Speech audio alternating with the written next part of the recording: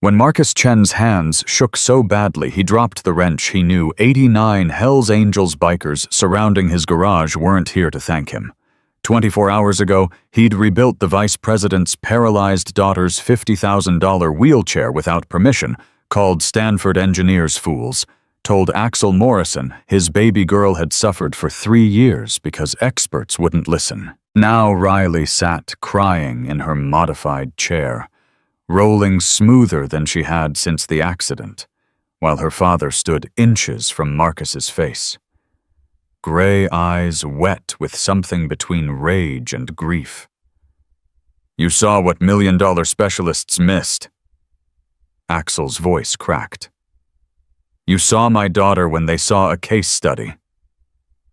His hand moved toward his leather vest, and Marcus thought, "This is how I die, for doing the right thing." Before we continue, tell us where you're watching from in the comments, and hit that subscribe button, because this story goes places you won't believe.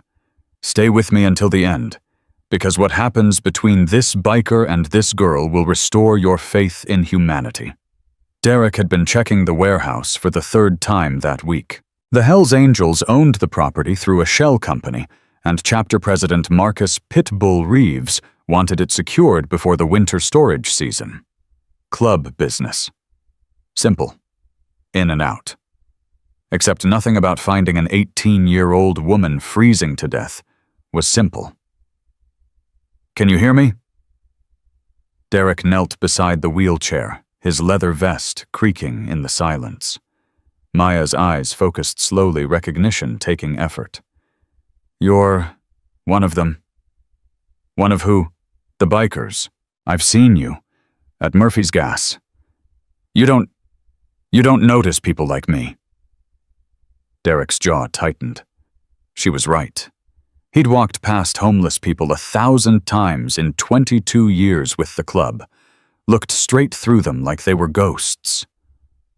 But something about this girl, about the wheelchair frozen to the floor, and the dignified way she held herself, even while dying, cracked something inside his chest. "How long you been here?" 4 days, maybe 5. Lost track." "When did you last eat?" Maya's laugh was bitter, almost soundless. "Why you gonna call someone social services? They're the ones who put me here." Derek stood pulling his phone from his jacket. Maya's hand shot out with surprising speed, gripping his wrist. Her fingers felt like ice. "Don't, please. I aged out of the system. I'm 18. They can't help me anymore.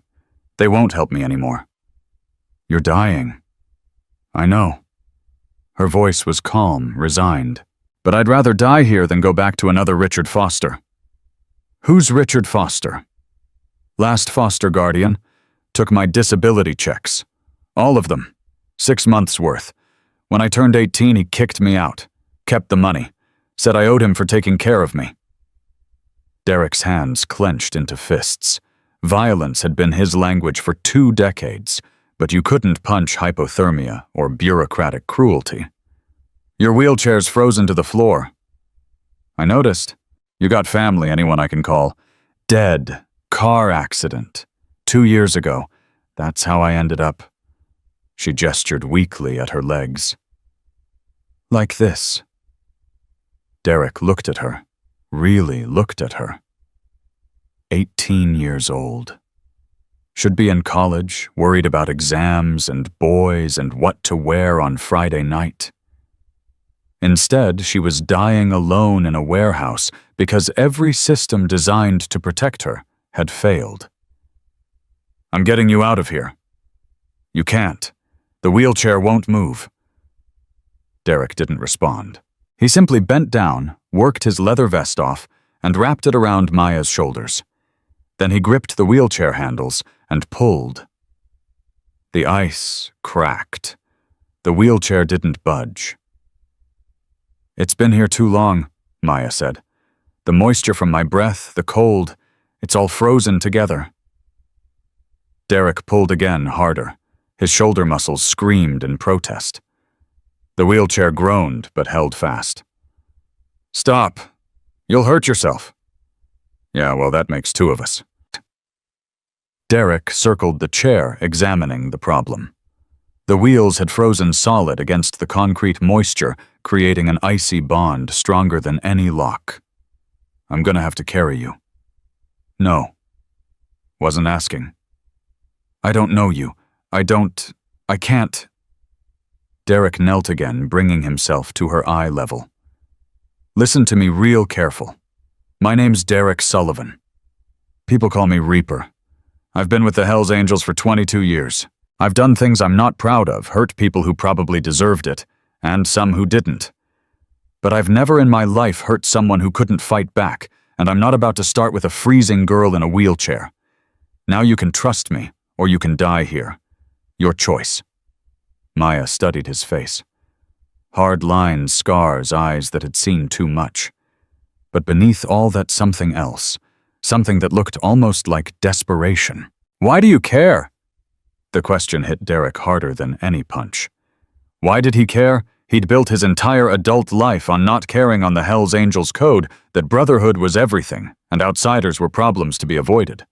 But looking at Maya, he saw himself at 17 aging out of foster care with nothing but anger and nowhere to belong.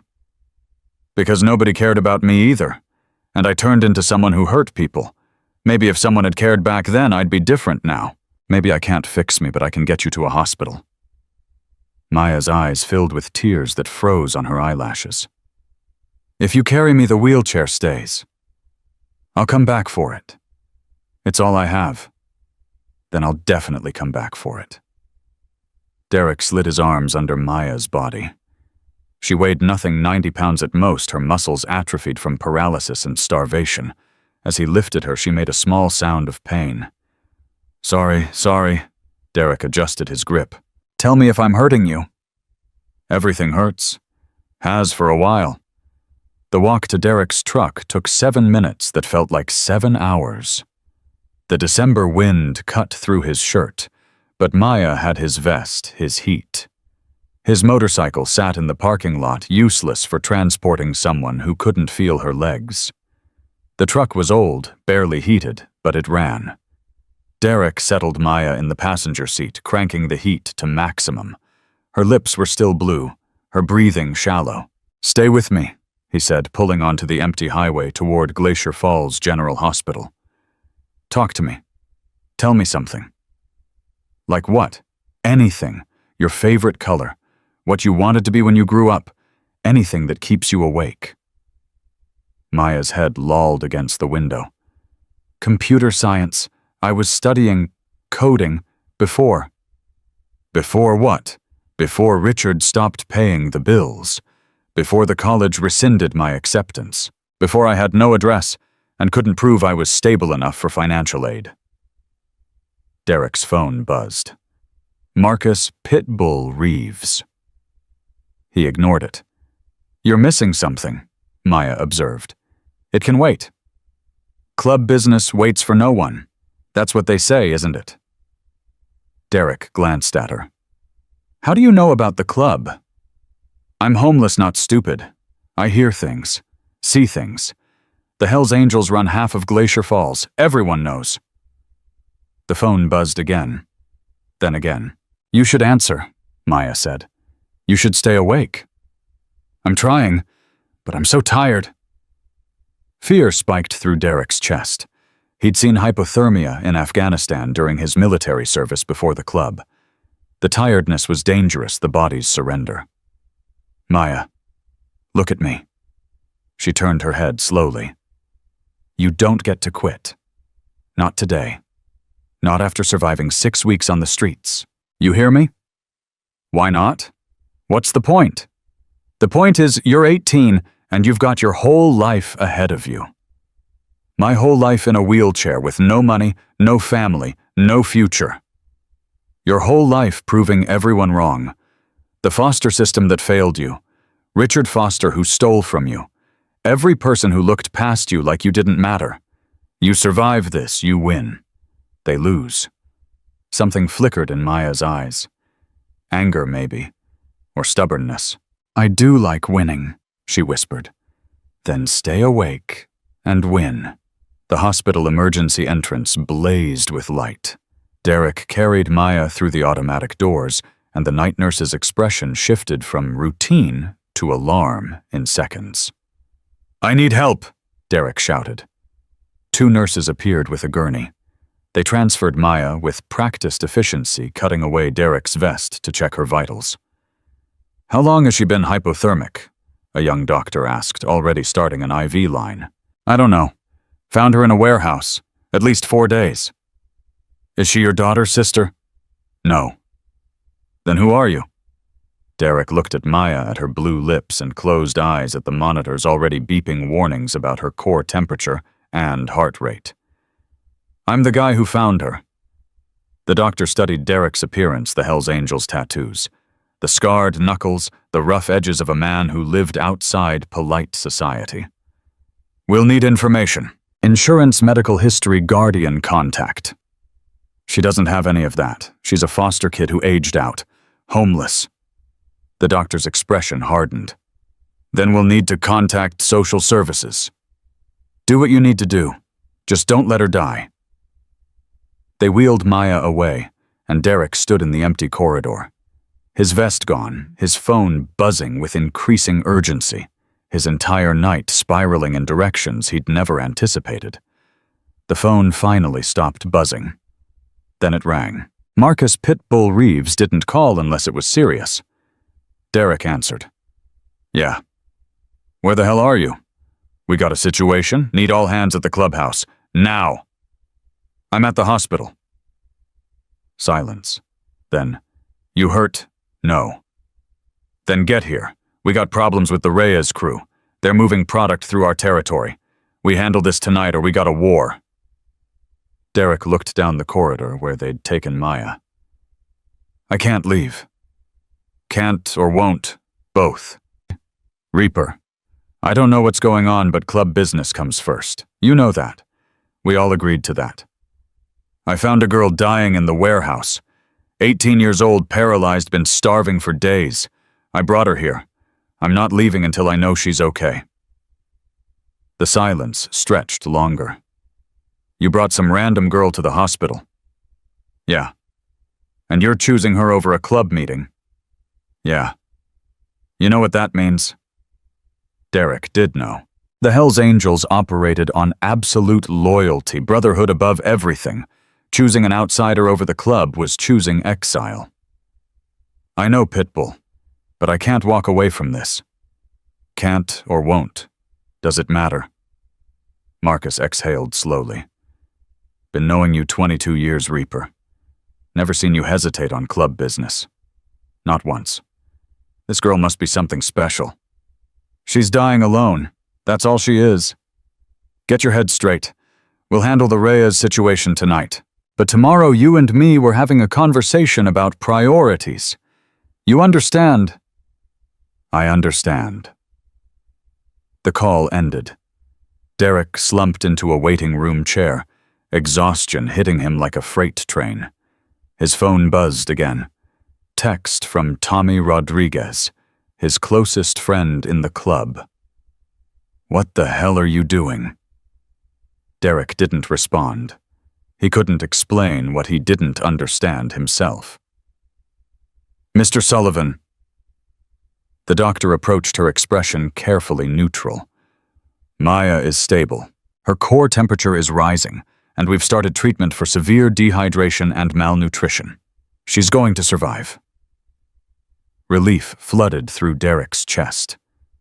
"Can I see her?" "In a few minutes, but I need to ask you some questions. Maya's medical history shows she was in foster care. She has no listed guardian, no emergency contacts, and she's been without her prescribed medications for at least 6 weeks. What medications? Muscle relaxants for spasticity related to her spinal cord injury, pain management, antibiotics for recurrent urinary tract infections common with paralysis. None of this is cheap, and without insurance or Medicaid, the costs are substantial." "How substantial?" "Her care tonight alone will run about $15,000. Long-term, she'll need physical therapy, proper wheelchair equipment, ongoing medical supervision. We're talking hundreds of thousands annually." Derek's legitimate income from the motorcycle repair shop he ran, as a front, brought in maybe $40,000 a year. The club activities brought in more, but that money came with strings attached. What happens if she can't pay? Hospital writes it off. Maya gets sent to a county facility until social services can place her somewhere. At 18, her options are limited. Most likely outcome is a group home for disabled adults. That's it. That's what happens to her. The doctor's expression softened. Mr. Sullivan, I've been doing this for 15 years. The system is overwhelmed. Maya fell through the cracks, and unfortunately she's not the first, and won't be the last. The best thing you can do is let professionals handle her case. The professionals put her in that warehouse. I understand your frustration, but you have to be realistic about what you can offer. Do you have medical training resources for long-term care, legal guardianship rights? No. Then let us contact social services. They'll find placement for her. Derek looked at the doctor, seeing the same resignation he'd seen in Maya's eyes. The acceptance that some people just got dealt bad hands, and there was nothing to be done about it. I want to see her first. Maya's hospital room was small, sterile, filled with the quiet beeping of monitors. She lay in the bed, IV lines running into her arms, her dark hair spread across the pillow. Her eyes opened when Derek entered. You came back. Said I would. People say lots of things. Maya's voice was stronger, less slurred. The warmth and fluids were working. Doesn't mean they do them. Derek pulled a chair beside her bed. How you feeling? Like I got hit by a truck, but alive, which is weird. Weird how I'd accepted dying, made peace with it. Then you showed up and ruined everything. Derek couldn't tell if she was joking. Sorry for saving your life. I didn't ask you to. I know. Maya studied him carefully. The doctor said you refused to leave, said you chose me over some important meeting. Wasn't that important? Liar. I heard her on the phone. Something about the Reyes crew and territory disputes. That's important. That's the kind of thing people get hurt over. How do you know about the Reyes crew? I told you. I'm homeless, not stupid. I know who runs what in this town. I know the Hells Angels and the Reyes crew have been circling each other for months. I know tonight was probably some kind of showdown, and you chose to stay here instead. Derek shifted uncomfortably. It's handled. Is it? Or did you just piss off your entire club for someone you don't even know? Probably both. Why? The question again. The one Derek couldn't answer. He looked at Maya, 18 and alone, and fighting for survival with the same fierce determination he'd once had before the world had beaten it out of him. Because I was you once. Different circumstances, but same result. Nobody gave a damn. I joined the military to escape, then the club, because I still didn't know how to belong anywhere. Spent 22 years being exactly what people expected from a foster kid with anger issues and nowhere to go. Maybe I can't fix my life, but I can make sure yours turns out different. Maya's eyes filled with tears. You don't know me. Don't have to. Knowing you're worth saving is enough. What if I'm not? What if I'm just another broken thing that can't be fixed? Then we'll be broken together. Doesn't seem so bad. A nurse entered with medication, breaking the moment. Derek stood to leave. Wait, Maya said. Your vest. They cut it. I'm sorry. Derek looked at the ruined leather in the corner, the Hells Angels patch slashed down the middle. 22 years of brotherhood of belonging reduced to cut fabric. It's just a vest. It's not. I know what it means. I know what you gave up. I didn't give up anything. I made a choice. What happens now? Now you rest. Tomorrow we figure out next steps. I don't have next steps. I have nothing. Derek reached the door, paused. You have me. for whatever that's worth. Why? Why do you keep saying that? Because somebody should have said it to me 25 years ago. Maybe if they had, I wouldn't have spent my entire adult life trying to prove I didn't need anybody. After Derek left, Maya stared at the ceiling, processing everything. The biker who'd saved her life was either the best person she'd ever met or the most dangerous. She couldn't tell which, her phone miraculously still working despite everything buzzed with a notification. Email from the Montana Department of Social Services. Subject Case Review. Maya Chen. She opened it with trembling hands. Dear Ms. Chen, our records indicate you have aged out of state custody as of your 18th birthday. All benefits, housing assistance, and medical coverage have been terminated. If you require further assistance, please contact our Adult Services Division. However, please note that as a legal adult, you are now responsible for your own care and housing arrangements. Maya deleted the email. Then she cried for the first time in 6 weeks, great shuddering sobs that hurt her chest and made the monitors beep warnings that brought nurses running. But she wasn't crying from sadness. She was crying from relief. From the impossible reality that someone had chosen her when she'd been completely worthless in the eyes of every system designed to help. Derek sat in his truck in the hospital parking lot, staring at his phone. 15 messages from club members, 3 voicemails from Marcus, 1 text from Tommy. Meeting went bad. Rhea's crew pushed back. 2 of ours in hospital. Where are you? He should go to the clubhouse, should explain himself, should remind everyone that he'd given 22 years of absolute loyalty. Instead, Derek called his insurance agent. Steve, it's Derek Sullivan. Reaper, it's 3 in the morning. I need to know about my health insurance. Can I add a dependent? Silence. Then, you got a kid I don't know about. Something like that. How does it work? Well, for a spouse or a biological child, it's straightforward. For anyone else, you'd need legal guardianship or adoption papers. Why, just asking. Reaper, you trying to ensure some random person is fraud. I can't help you with that. What if she wasn't random? What if I was her legal guardian? Could I be? Steve exhaled slowly. That's complicated. You'd need to petition the court. Prove you can provide stable housing and income past background checks. For someone your age with your history, it's unlikely they'd approve guardianship of an 18-year-old woman. Looks questionable. Even if she's got nowhere else to go. Even then, system doesn't care about good intentions. They care about optics and regulations. Derek ended the call and rested his forehead against the steering wheel. Every path forward required resources, legitimacy, or connections he didn't have. The club was his power, his protection, his identity. But the club's rules didn't allow for complications like Maya. His phone rang. Marcus Pitbull Reeves. Yeah. Clubhouse, now. This isn't optional. The line went dead. Derek looked back at the hospital at the window where he thought Maya's room might be, at the choice crystallizing in front of him with brutal clarity.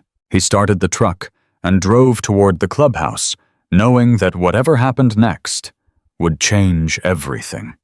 The rusty spoke hadn't changed in 22 years. Same scarred bar, same nicotine-stained walls, same back room where the hellsangels settled business that couldn't be settled anywhere else. Derek pushed through the door at 4 in the morning to find 12 men waiting, their faces ranging from concerned to furious. Marcus Pitbull Reeves sat at the head of the table, his president's gavel resting in front of him like a judge's verdict waiting to drop. Sit down, Reaper. Derek sat. The silence pressed against his chest like a physical weight. You want to tell us what happened tonight? Marcus's voice was carefully controlled, which was worse than anger. I found someone who needed help. I helped them. You found some girl and missed the most important club meeting in 6 months. This from Danny Psycho Morrison, who'd hated Derek since day one. Two of our brothers are in the hospital because the Reyes crew thought we were weak enough to push. You know why they thought that? Because our enforcer didn't show up. Who got hurt? Derek asked. Tommy took a knife to the ribs. Spider broke his arm in 3 places. Marcus leaned forward. Now tell me why an 18-year-old girl you don't know was more important than your brothers. Derek met his eyes. Because she was dying and they weren't. That's it. That's your excuse. It's not an excuse. It's the reason. Psycho slammed his fist on the table. We don't do charity work. We don't save random people. We take care of our own, and she ain't our own. She is now, Derek said quietly. The room erupted. Voices overlapping accusations flying the fundamental question underneath all of it. Had Derek chosen an outsider over the Brotherhood, Marcus brought the gavel down hard. Everybody shut up. The room fell silent. Reaper, you've been with this club since you were 23. You've bled for us, fought for us, never once put anything before the patch on your back. So I'm going to ask you straight. Is this girl worth losing everything you've built here? Derek thought about Maya's blue lips and hollow eyes. About the way she'd accepted death with more dignity than most men faced life. About the foster system that had chewed her up and spit her out, the same system that had failed him 25 years ago. Yeah, she is. Why? Because I looked at her and saw me at 17. Except she's better than I was. Stronger. She survived 6 weeks on the streets in a wheelchair and didn't break. I lasted 3 days before I was stealing to eat. If someone had given me a choice back then, maybe I wouldn't have spent the next 22 years proving I was exactly as worthless as everyone thought. Marcus studied him for a long moment. What's your plan here? You gonna be her daddy, her big brother? What exactly are you trying to do? I don't know yet, but I know I can't walk away. Tommy Rodriguez spoke up from the corner, his voice strained from the knife wound.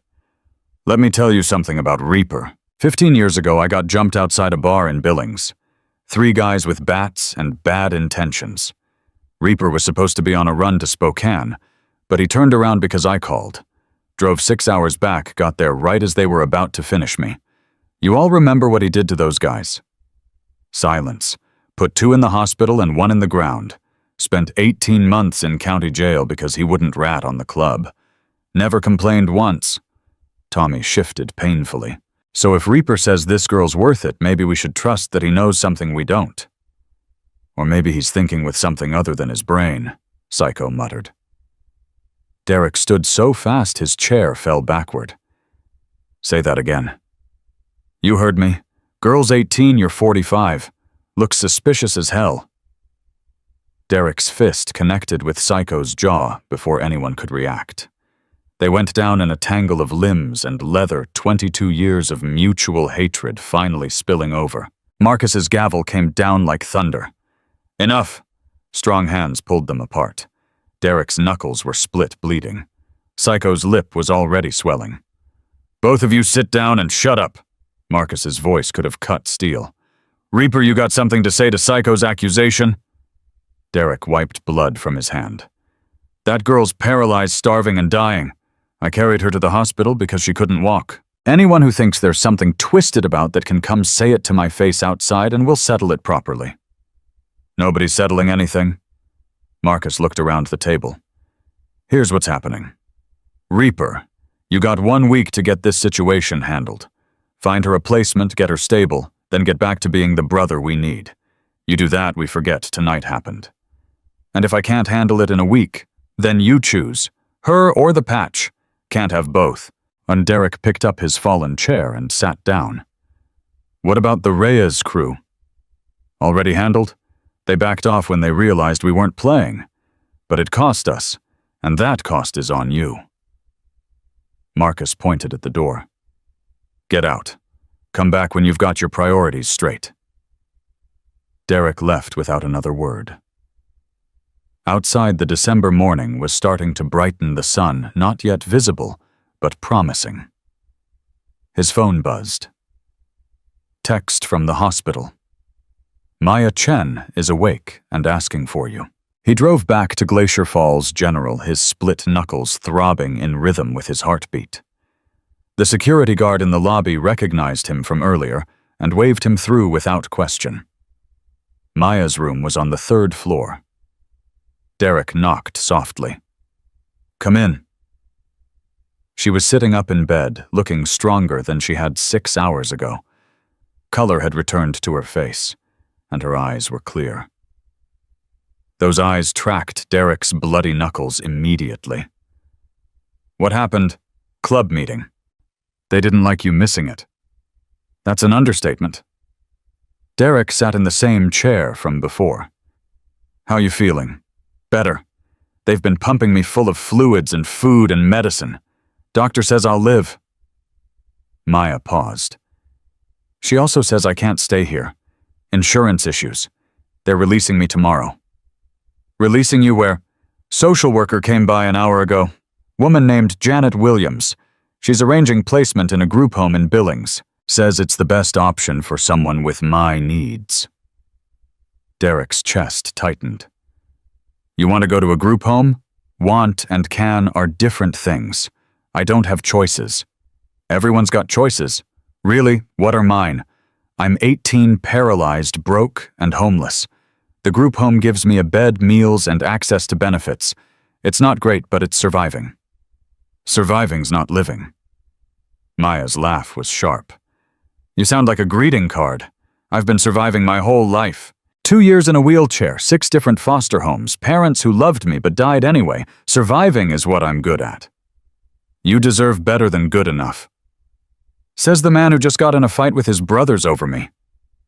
Maya's voice hardened. I heard you on the phone earlier, asking about insurance, guardianship, legal stuff. You can't save me, Derek. I'm not a project you can fix to make yourself feel better about your past. The words hit like bullets.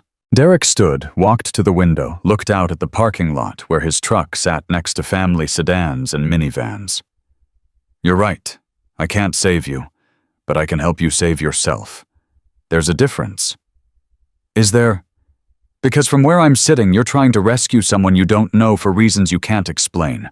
That's not help, that's guilt. Derek turned to face her. What do you want, Maya? If you could have anything, what would it be? She didn't hesitate. I want to go back to school. I want to finish my computer science degree.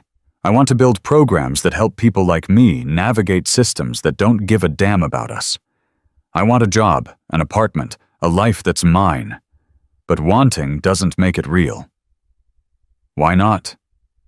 Because college costs money I don't have. Because disability benefits barely cover food, let alone tuition. Because the last time I tried to enroll, they rescinded my acceptance when they found out I was homeless. The system doesn't work for people like me. It works against us. Derek pulled out his phone, did a quick search. Montana State University has a disability services program. Full accommodations, accessible campus financial aid for students with disabilities. I already looked. The application deadline was October. It's December. So we call them. Explain the circumstances. They don't care about circumstances. They care about deadlines and regulations and things that look good on paper. I don't look good on paper. Then we make you look good on paper. Maya's frustration boiled over. Stop it. Stop acting like you can fix this with phone calls and good intentions. I've met people like you before. People who swoop in and make promises and disappear when things get complicated. And things always get complicated. I'm not going anywhere. You will. Everyone does. Not everyone. Not me. Why? Maya's voice cracked. Why do you keep insisting you're different? What do you want from me? Derek sat back down, his voice quiet. I don't want anything from you. I want something for you. A chance I never got. And what did that club meeting cost you? What did choosing me cost? 1 week. I've got 1 week to get you stable and placed somewhere, or I lose my patch. Maya's eyes widened. They're kicking you out. They're giving me a choice. You or them. Then choose them. I'm not worth losing everything you've built. That's not your decision to make. Yes, it is. Maya's heart monitor started beeping faster. You've been with the Hells Angels for 22 years. That's your family, your identity, everything you know. I'm a stranger you found in a warehouse. The math isn't complicated. You're right. It's not. Derek stood. I'm going to go get your wheelchair, the one you left in the warehouse. Then I'm going to find you a place to stay that's not a group home. Then we're going to figure out college and benefits and everything else.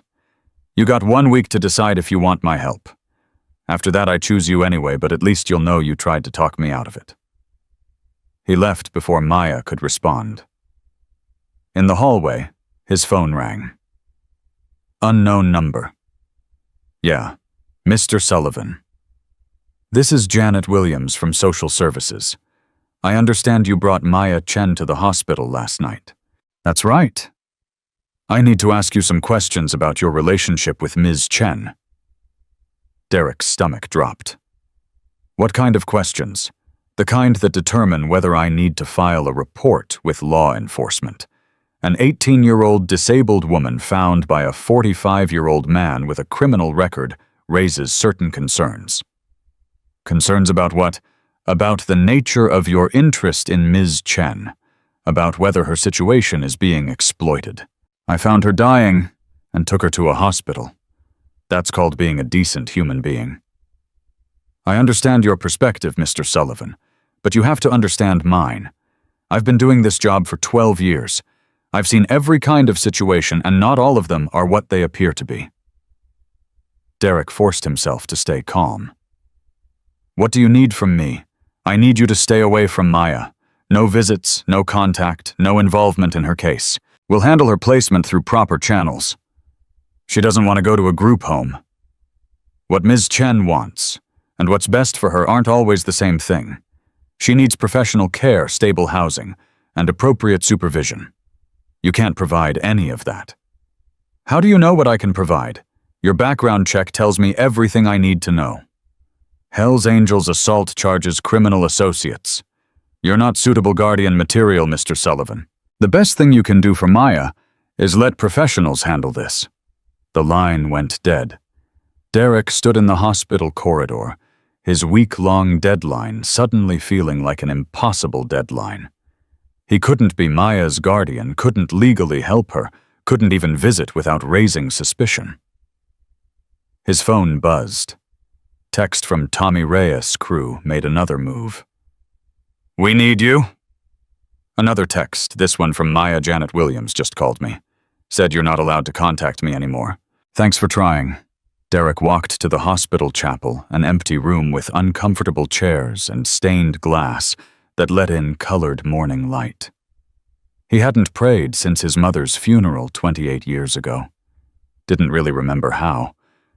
But he sat in that empty room and thought about choices and consequences, and the girl upstairs who'd decided surviving was enough because no one had ever shown her she deserved more. His phone rang again. Marcus. Yeah. Rhea's crew hit one of our storage units.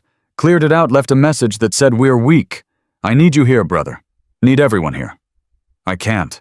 Can't or won't. Pitbull. I'm asking you for 1 week. That's all. 1 week to help this girl, then I'm back full time. And if the club falls apart in that week, if we lose territory, lose respect, lose everything we've built, then I'll help rebuild it. That's not how this works, Reaper. You're either all in or you're out. No middle ground. Derek closed his eyes. Then I guess I'm out. The silence on the other end was deafening. Finally, Marcus spoke, his voice heavy. You sure about this? No, but I'm doing it anyway. Turn in your patch by Friday. After that, you're not a brother anymore. You're just some guy we used to know. The call ended. Derek sat in the chapel for another 10 minutes processing the magnitude of what he'd just done. 22 years of brotherhood gone. His entire identity surrendered. For a girl who didn't want his help, and a social worker who thought he was a predator. Upstairs, Maya stared at the ceiling and tried to make sense of the past 12 hours. A biker had saved her life, fought his club for her, and was now banned from seeing her by the very system he'd tried to help her navigate. The irony wasn't lost on her. The one person who'd helped her in 6 weeks was being punished for it. Janet Williams appeared in the doorway, clipboard in hand. "Maya, we need to discuss your placement options." "The group home in Billings. It's the best option given your circumstances. Fully accessible medical staff, on-site 3 meals a day. You'll share a room with one other resident, but you'll have privacy curtains." "When do I go?" "Transport's arranged for tomorrow morning." "Is there anything you need to bring?" Maya looked around the hospital room at the few possessions she owned. "Just my wheelchair. It's still at the warehouse." "We'll get you a new one. Standard issue through Medicaid." "I want mine." Janet's expression softened slightly. "Maya, I understand attachment to personal items, but we have to be practical. The warehouse is private property, and frankly, retrieving your old wheelchair is complicated." "It's all I have from before." "Before what? Before everything fell apart. My parents bought that wheelchair. It's the last thing they gave me." Janet made a note on her clipboard. "I'll see what I can do. In the meantime, try to rest. Tomorrow's a big transition." After she left, Maya reached for her phone. Against every instinct telling her to protect herself, she typed a message to Derek. "My wheelchair. The one in the warehouse. My parents bought it 2 years ago, right before they died. I know Janet said you can't contact me, but if you can get it, I'd appreciate it." She hit send before she could change her mind. Derek was driving back to the warehouse when the text came through. He pulled over, read it twice, then made a U-turn. The warehouse looked different in daylight, less threatening, more abandoned. The door he'd crashed through last night hung slightly ajar. Inside, Maya's wheelchair sat exactly where he'd left it, still frozen to the concrete floor. Derek spent 45 minutes carefully chipping away the ice, preserving every component. The wheelchair was old, but well-maintained. Its frame customized with padding and adjustments that spoke of parents who'd cared deeply about their daughter's comfort. He loaded it into his truck bed, covering it with a tarp to protect it from road salt and weather. Then he drove to his cabin, the same cabin Marcus had told him to use for getting his priorities straight. The place was exactly as he'd left it that morning. Empty, cold, designed for a man who lived alone and liked it that way. Derek looked around, seeing it through Maya's eyes. No accessibility, no accommodations, nothing that would make life easier for someone in a wheelchair. He spent the rest of the day installing ramps, widening doorways, and converting his spare room into something that might work. The physical labor helped him avoid thinking about what he'd just given up. By evening, he'd transformed his cabin into something approaching accessible. Not perfect, but functional. He took photos, sent them to Maya with a simple message. "Got your wheelchair. If the group home doesn't work out, there's another option." Maya's response came 2 hours later. "Janet says I can't stay with you. Legal issues." Derek typed back. "Not asking you to stay with me. Asking you to know you have choices." No response. Derek sat on his porch as darkness fell. His phone silent, his future uncertain. He'd gambled everything on a girl who didn't trust him, and a system actively working against both of them. Somewhere in Glacier Falls, Maya lay in her hospital bed, staring at photos of a cabin she'd never see, and trying to understand why a stranger kept insisting she was worth the trouble. And in the back room of the Rusty Spoke, Marcus Pitbull Reeves called an emergency meeting to discuss what to do about a brother who'd chosen an outsider over the patch. The vote was unanimous. Derek Sullivan was officially out. The transport van arrived at 6 in the morning. Maya watched through her hospital window as 2 orderlies loaded a standard-issue wheelchair into the back, the kind with institutional gray padding and wheels that squeaked. Nothing like the custom chair her parents had saved for months to buy. Janet Williams appeared in the doorway with discharge papers. Ready? Do I have a choice? You always have choices, Maya.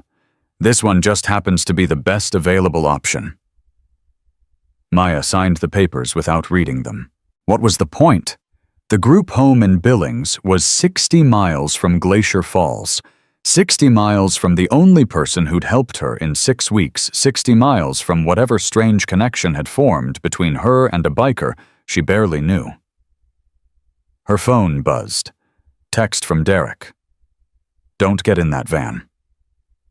She deleted it immediately. Janet was watching. Problem? No, just deleting spam. The orderlies came for her, transferring her from the hospital bed to the institutional wheelchair with practiced efficiency. The vinyl was cold against her skin. The footrests didn't adjust properly. Her parents' chair had been perfect, molded to her body through 2 years of daily use. "Where's my personal wheelchair?" Maya asked. Janet consulted her clipboard.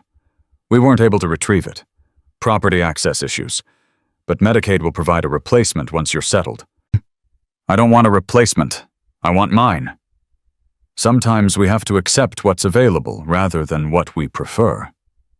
Maya's hands clenched on the armrests. Everything in her life had been about accepting what was available. Foster homes that smelled like cigarettes and disappointment. Caseworkers who saw her as a file number.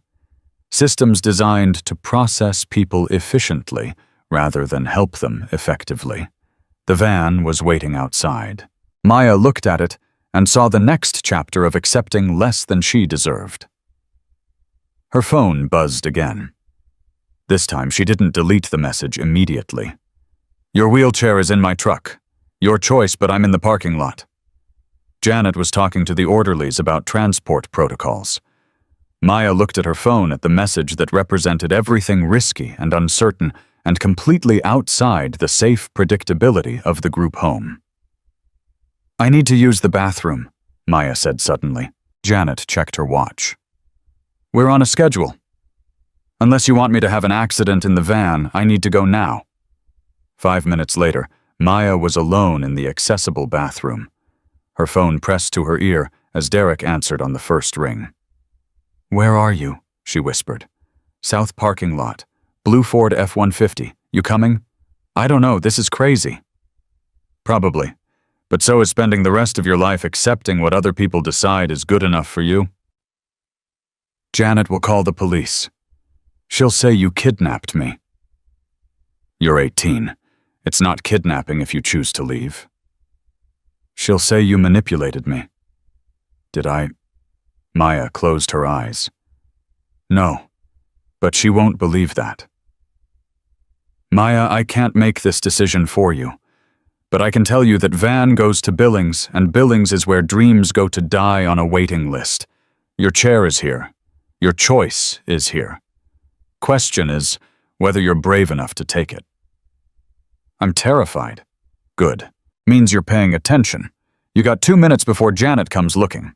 Bathroom has a back exit that leads to the employee lot. From there, it's 50 yards to where I'm parked." Maya's heart hammered against her ribs. Every rational part of her brain screamed that this was insane. Running away with a Hell's Angel she'd known for less than 24 hours, abandoning the security of the group home, risking everything on a man who'd already lost his entire brotherhood for her. But the alternative was that institutional wheelchair and a shared room in Billings, and the slow suffocation of a life decided by other people's convenience. "I'm coming." Maya hung up and wheeled herself to the back exit. The employee lot was exactly where Derek said it would be. The blue Ford was idling near the far corner. She pushed the wheels hard, racing across asphalt, praying no one looked out the right window at the right moment. Derek met her halfway, lifting her into the passenger seat, with the same careful strength he'd used in the warehouse. Her parents' wheelchair folded into the truck bed in seconds. "You sure about this?" he asked. "No. Drive." Derek pulled out of the parking lot just as Janet Williams emerged from the hospital's front entrance phone, already pressed to her ear. Maya watched her in the side mirror, watched her realize what had happened, watched the exact moment when this stopped being a routine placement and became a problem. "She's calling the cops," Maya said. "I know. They'll think you kidnapped me. Probably. You could go to jail. Won't be my first time." Derek merged onto the highway, heading away from Billings, away from the group home, away from every safe and sensible option. "You hungry?" The question was so unexpected that Maya almost laughed. "Starving." "Good. There's a diner 20 miles from here. Best pancakes in Montana. We'll get you fed, then figure out next steps." "What next steps were fugitives?" "We're two people having breakfast. Big difference." Maya's phone exploded with calls and texts. Janet Williams, the hospital numbers she didn't recognize. She turned it off completely. "Smart," Derek said. "They'll track the GPS if it's on." "How do you know that?" 22 years running from various authorities teaches you a few things. The diner appeared exactly when Derek promised a weathered building off Highway 89 that looked like it had been serving travelers since the 1950s. Derek carried Maya inside, while a waitress watched with curious eyes. "Booth or counter?" she asked. "Booth. And we need a phone." The waitress pointed to a payphone near the restrooms, an actual relic from before cell phones made them obsolete. Derek settled Maya in the booth, then disappeared to make a call while Maya studied the menu and tried to process what she'd just done. She'd run away. Actually run away from a legal placement with a social worker who probably had every cop in Montana looking for her by now. With a man she barely knew who'd just thrown away his entire life for reasons he couldn't quite explain. The rational thing would be to call Janet, apologize, return to the hospital, and accept the group home placement. The rational thing would be to stop trusting a stranger with a criminal past and gang affiliations. But rational had gotten her starving in a warehouse with a frozen wheelchair and blue lips. Rational had gotten her 6 different foster homes and guardians who stole her disability checks. Rational had failed her repeatedly. Derek returned and slid into the booth across from her. "Ordered you the pancakes, and I called a lawyer." "A lawyer? With what money?" "Tommy Rodriguez's brother is a public defender in Missoula. Owes me a favor. He's looking into the legalities of what we just did." The waitress brought coffee and orange juice. Maya wrapped her hands around the warm mug, grateful for something to hold on to. "What did he say, the lawyer?" "That you're 18 and legally allowed to refuse placement. That Janet Williams can't force you into the group home, but she can make life difficult by claiming you're mentally incompetent, or that I'm exerting undue influence." "Are you—" Derek met her eyes. "I showed you an option. You made a choice. That's not influence. That's freedom." "Freedom doesn't pay bills or put a roof over my head." "No, but I can help with that." "How you just lost your income from the club. You lost everything." "I've got the motorcycle repair shop. It's legitimate, brings in enough to cover rent and food. And I've got the cabin. It's yours if you want it." Maya's throat tightened. "Why are you doing this?" "Because nobody did it for me. And because you remind me that there's a difference between surviving and living." The pancakes arrived, and Maya ate with the focused intensity of someone who'd gone too long without proper nutrition. Derek watched her his own food untouched. "What happens now?" Maya asked between bites. "Now we make you impossible to ignore. We get you enrolled in school, get your benefits sorted, prove to Janet Williams and everyone else that you're not a victim who needs saving. You're a person who needs a chance. And if it doesn't work, then we try something else. But giving up isn't on the table." Maya's hands shook slightly as she set down her fork. "I'm scared." "I know." "What if I'm not worth all this trouble?" Derek leaned forward. "Listen to me carefully. You survived 6 weeks on the streets in December in a wheelchair. You maintained your dignity and your hope when most people would have broken. You're brilliant enough to be studying computer science at 18. You're worth every bit of trouble and more. The question isn't whether you're worth it. The question is whether you believe it. Before Maya could respond, the diner door opened and Janet Williams walked in, 2 police officers flanking her. Derek's hand moved toward his pocket, then stopped. Stay calm. Let me handle this. Janet approached the booth, her expression a mixture of anger and professional concern. Maya, you need to come with me right now. I'm not going to the group home. That's not your decision to make when you're under mental duress. I'm not under duress. I'm eating pancakes. One of the officers stepped forward. Ma'am, we need you to come with us. There are questions about your current situation. Derek stood slowly, hands visible and non-threatening. Officers, Maya is 18 years old and legally entitled to refuse placement. Check with your department's legal counsel if you don't believe me. And you are? The second officer asked. Derek Sullivan. I found Maya dying in a warehouse 3 days ago and took her to the hospital. Now I'm buying her breakfast. That's not a crime. Social Services has concerns about the nature of your relationship with Ms. Chen. Social Services can have all the concerns they want. Doesn't change the fact that Maya's an adult who can make her own choices. Janet's voice was sharp. She's vulnerable and disabled. The law provides protections for people in her situation. Maya's hands clenched on the table. I'm sitting right here. Maybe ask me what I want, instead of talking about me like I'm not capable of answering. The diner had gone silent. Other patrons watched the drama unfold with the fascination of people who'd stumbled into better entertainment than they'd expected with their morning coffee. Janet sat down across from Maya, her voice softening. Maya, I know you're scared. I know the group home isn't ideal, but this man is a stranger with a criminal record and gang affiliations. You don't know what his real intentions are. His intentions were to keep me from freezing to death. That's more than the foster system ever did. That's not fair. Fair, Maya's voice rose. You want to talk about fair? Richard Foster stole 6 months of disability checks and you people did nothing. I spent 6 weeks starving because I aged out and nobody cared. Derek found me and helped me when every professional in the system had already given up. Don't tell me what's fair. The first officer shifted uncomfortably. Ms. Chen, we're just trying to make sure you're safe. I'm safer now than I've been in 6 weeks. But you don't know this man. I know he gave up everything to help someone he didn't have to help. I know he fought his entire club for me. I know he's the only person who's treated me like I matter.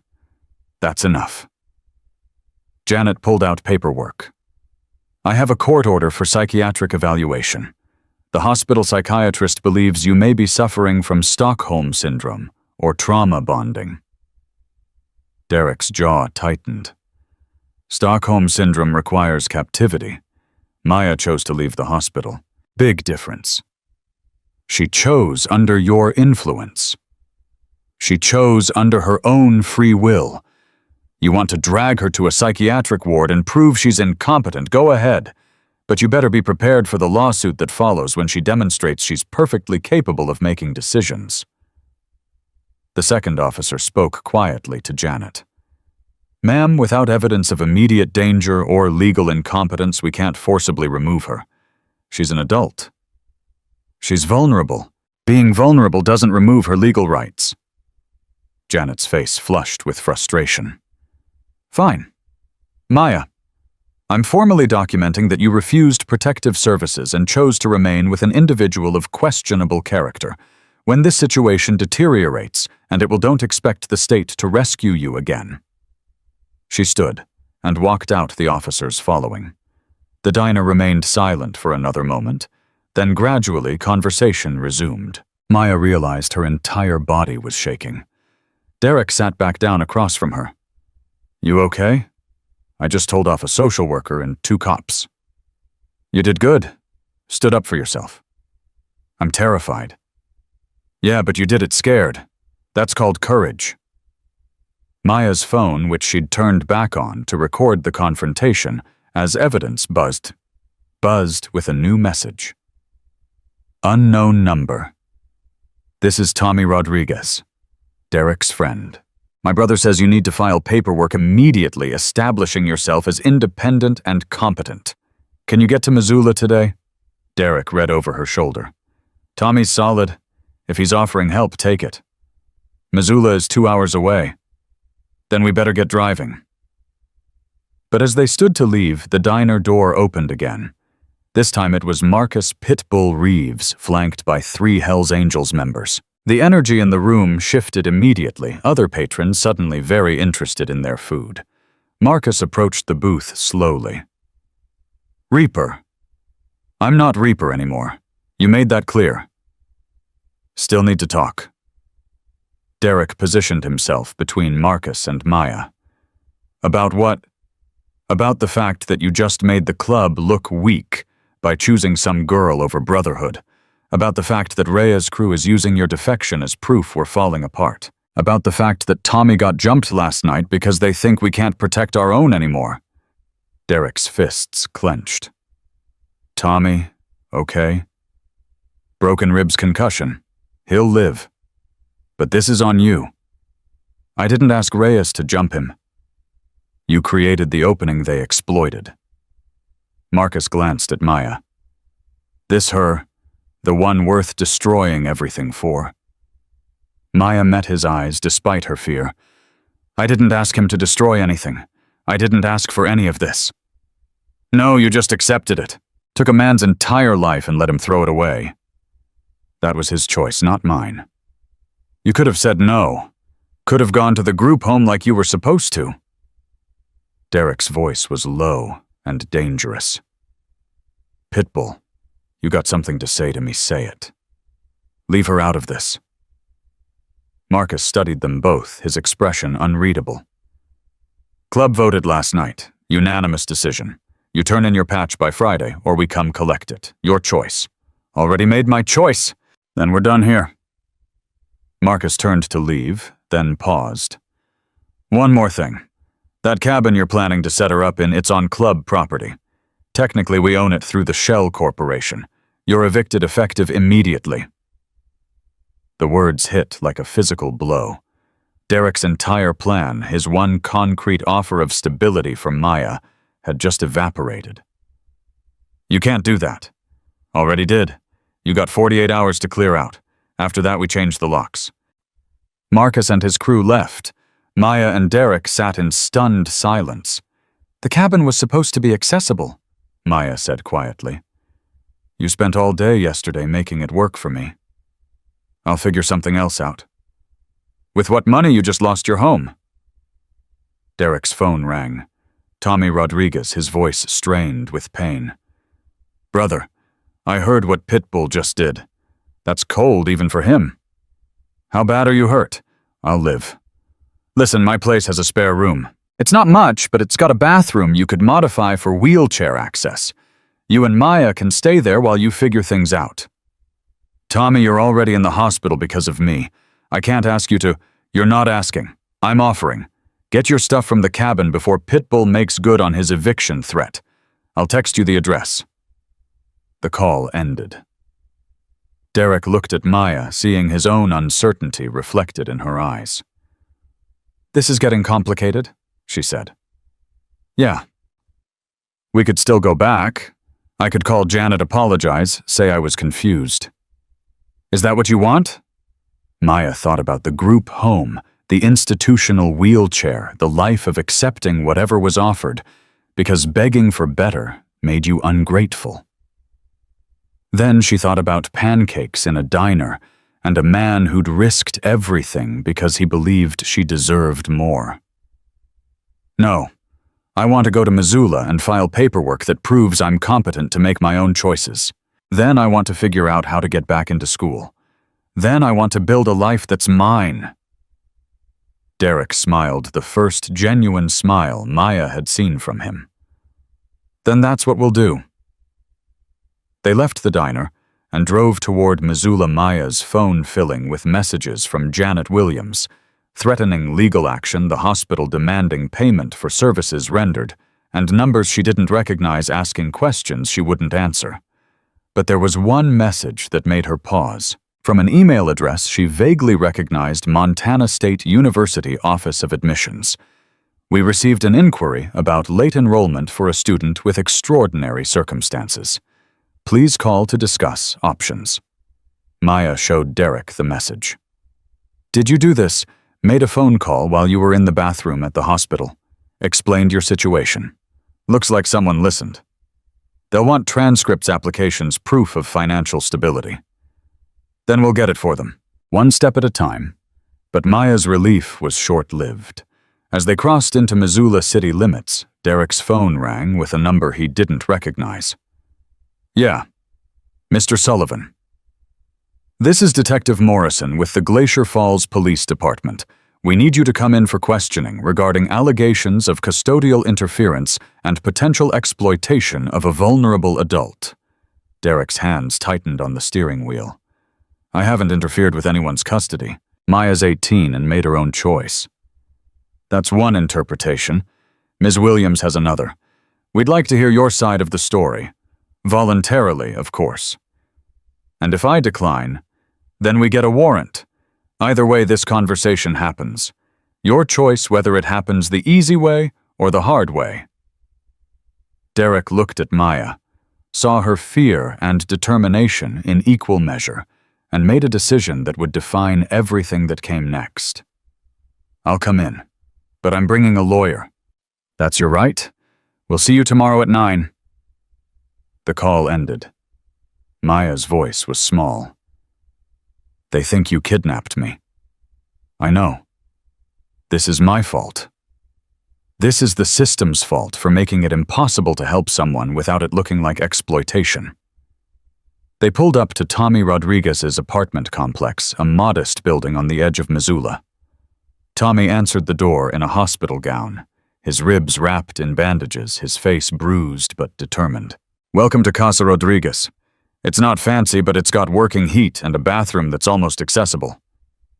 Maya wheeled herself inside, seeing a space that was cluttered, but clean, lived in, but welcoming. The spare room was small, barely big enough for a bed and her wheelchair, but it had a window that let in afternoon light. It's perfect, she said, meaning it. Tommy smiled, despite his obvious pain. My brother's expecting you at his office in an hour. He's got paperwork ready to file, establishing Maya's independence and competency.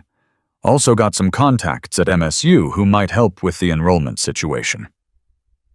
Derek helped Maya transfer from her wheelchair to the spare bed, then followed Tommy to the kitchen where they could talk privately. This is going to get worse before it gets better, Tommy said. The club's pissed the cops are involved. Social services is building a case. You sure this girl's worth it? Derek looked through the doorway at Maya, who was already on her phone researching legal precedents for age of majority independence cases, her brilliant mind attacking problems with the same intensity she'd survived 6 weeks on the streets. Yeah, she's worth it.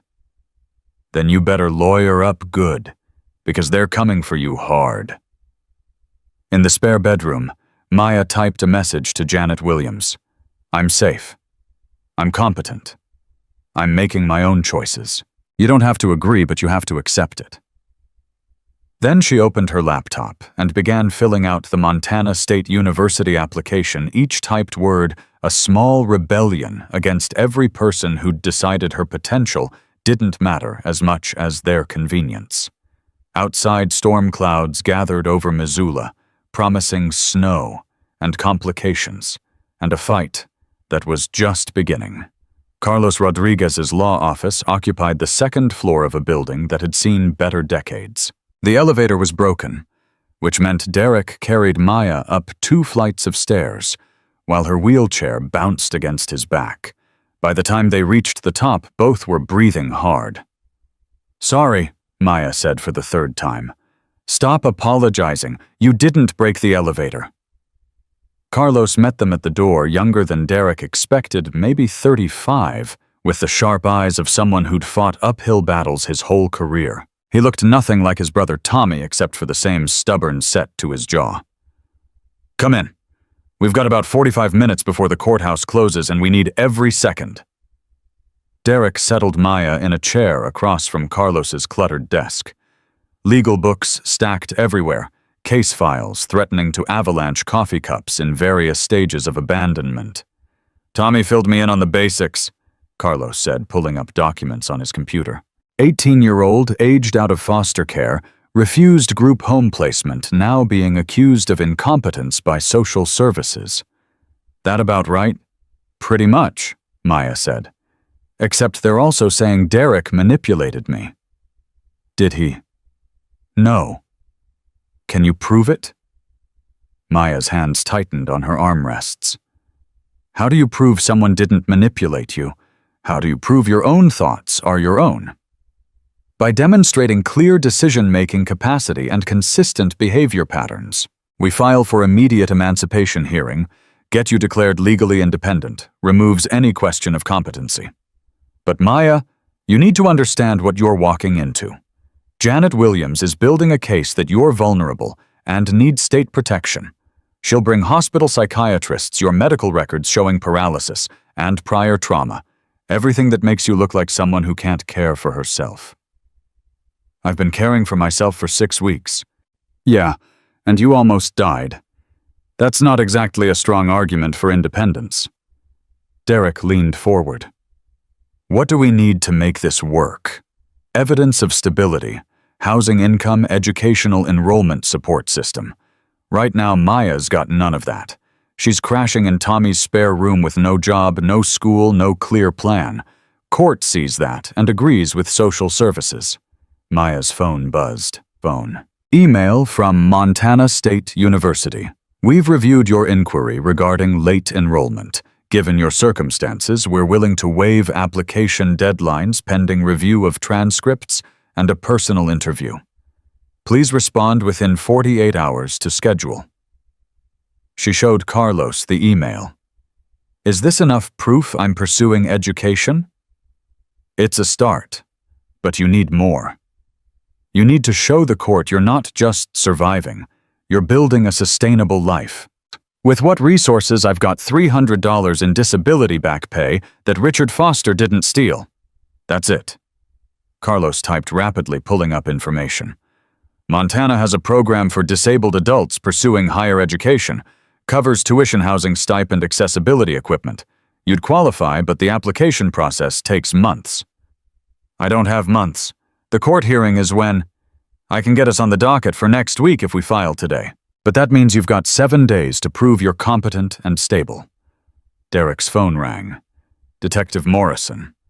He let it go to voicemail. Carlos noticed. "You avoiding the cops? They want me for questioning. Think I exploited Maya." "Did you? I found her dying and helped her.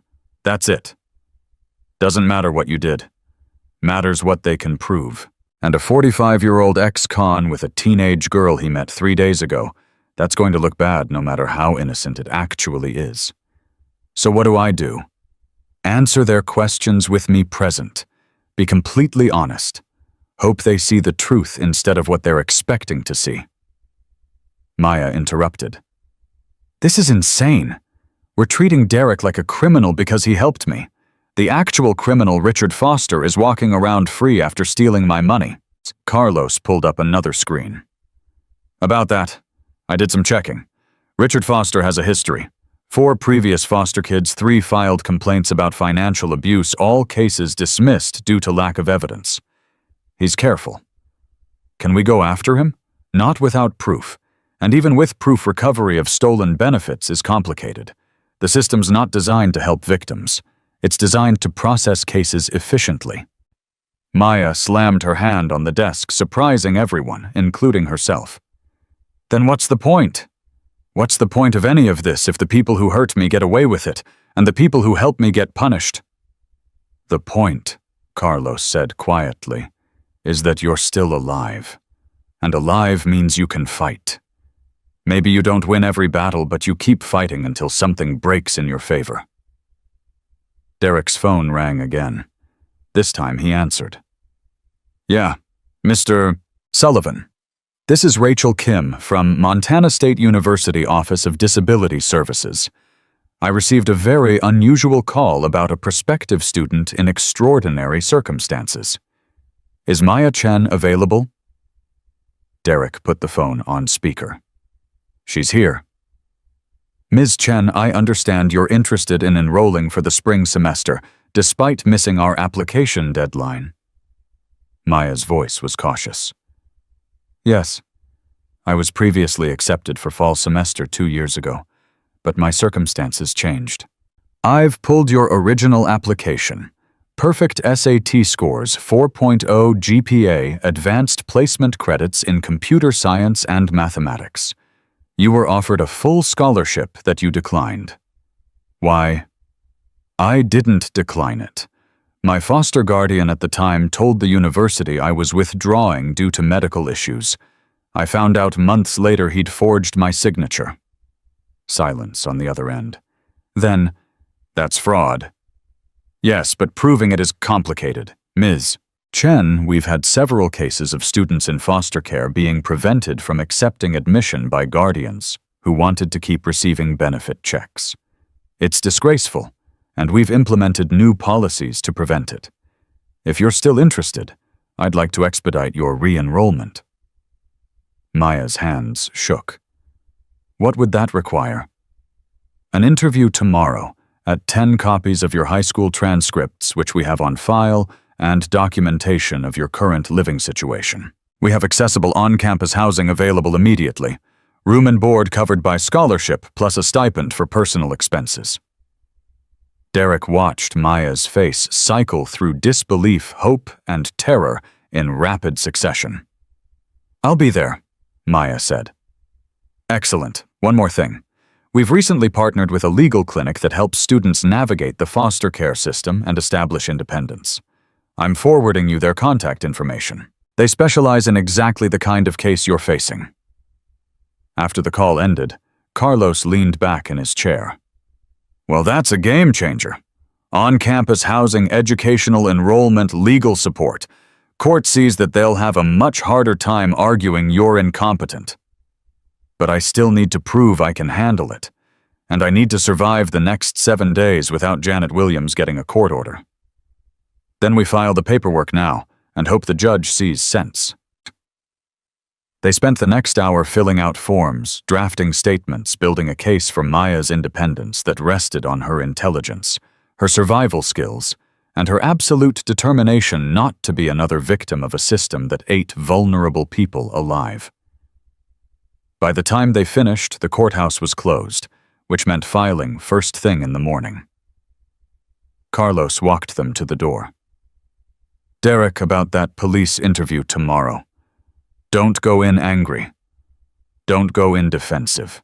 Just tell the truth and let me handle the rest. And if they arrest me, then Maya loses her biggest advocate right when she needs you most. So don't give them a reason. They drove back to Tommy's apartment in silence. Maya stared out the window at Missoula's streets, processing everything that had happened in the past 12 hours. This morning, she'd been in a hospital bed accepting the group home as inevitable. Now she was applying to college, filing for legal independence, and building a life that felt both terrifying and possible. You okay? Derek asked. I don't know. Everything's happening so fast. We can slow down if you need to. No, slow down means they catch up. Means Janet finds a way to force me into the group home. We keep moving or we lose. Tommy's apartment was dark when they arrived. A note on the kitchen counter. At hospital for follow-up. Ribs worse than they thought. Might need surgery. Make yourselves at home. Leftovers in fridge. Maya wheeled herself to the spare room and transferred to the bed with practiced efficiency. Derek hesitated in the doorway. You need anything? Sleep. And maybe for tomorrow to not be a disaster. I can guarantee the sleep part at least. But sleep didn't come easily. Maya lay awake, listening to unfamiliar sounds, processing the magnitude of what she'd done. She'd rejected the system's solution, run away with a stranger, and gambled her entire future on the belief that she deserved better than what was being offered. Her phone buzzed. Text from an unknown number. "This is Richard Foster. I heard you're making trouble for social services. That's real ungrateful considering everything I did for you." Maya's heart rate spiked. She texted back, "You stole 6 months of my benefits. That's called fraud." The response came immediately, "Prove it. I've got records showing every penny went to your care. You try to cause problems for me. I'll make sure everyone knows how unstable you really are. How you ran away with some biker because you can't handle adult responsibilities." Maya's hands shook as she typed, "Stay away from me." "Or what? You'll have your criminal boyfriend beat me up. That'll look great in court. Unstable girl with violent associations. They'll lock you up for your own protection." She threw the phone across the room, heard it hit the wall, didn't care. Tears came hot and angry, her body shaking with fury and helplessness. Derek appeared in the doorway. "What happened?" Maya couldn't speak, just pointed at the phone on the floor. Derek retrieved it, read the messages, his expression darkening with each line. "This is harassment. We're showing this to Carlos." "He's right, though. Every choice I make, they'll use against me. I ran away. I'm with you. I rejected help. It all looks like I'm unstable. Or it looks like you're fighting back. Depends who's telling the story. They control the story. They're the system. I'm just some broken girl in a wheelchair." Derek knelt beside the bed, bringing himself to her eye level. "Listen to me. You are not broken. You survived things that would have killed most people. You taught yourself coding while homeless. You're brilliant and strong and stubborn as hell. Richard Foster is scared because he knows you could destroy him if you had the resources. That's why he's trying to intimidate you now before you get those resources. What if I can't do this? What if I fail the MSU interview, or the court hearing, or everything falls apart? Then we pick up the pieces and try something else. But giving up because you're scared, that's not the girl who survived 6 weeks on the streets. That's not the girl who told off a social worker in a diner full of cops." Maya wiped her eyes. "I'm terrified." "Good. Means you're taking this seriously. Now get some sleep because tomorrow we're going to war and you need to be sharp." But sleep was impossible. At 2 in the morning, Maya wheeled herself to the kitchen, where Derek sat at the table, his own demons keeping him awake. A bottle of whiskey sat in front of him, unopened. "Can't sleep either?" she asked. "Thinking about the interview tomorrow. What I'm going to say when they ask why a 45-year-old biker is helping an 18-year-old girl. Tell them the truth. The truth sounds crazy. I saw you and saw myself 25 years ago and decided to help for reasons I don't fully understand. That's not crazy. That's human." Derek studied her. "You should hate me right now. I've made your life infinitely more complicated. You gave me choices. First time in 2 years anyone's done that. Choices aren't worth much if they lead nowhere good. They lead somewhere I picked. That's worth everything." Derek's phone buzzed. Text from Marcus Last Chance. "Turn in your patch tomorrow and walk away clean. Don't, and we come collect it the hard way." Maya read over his shoulder. "What's the hard way?" "They take it by force. Beat me down, strip the patch, make an example. Club can't show weakness by letting someone just walk away. That's barbaric. That's brotherhood. Loyalty enforced through consequences.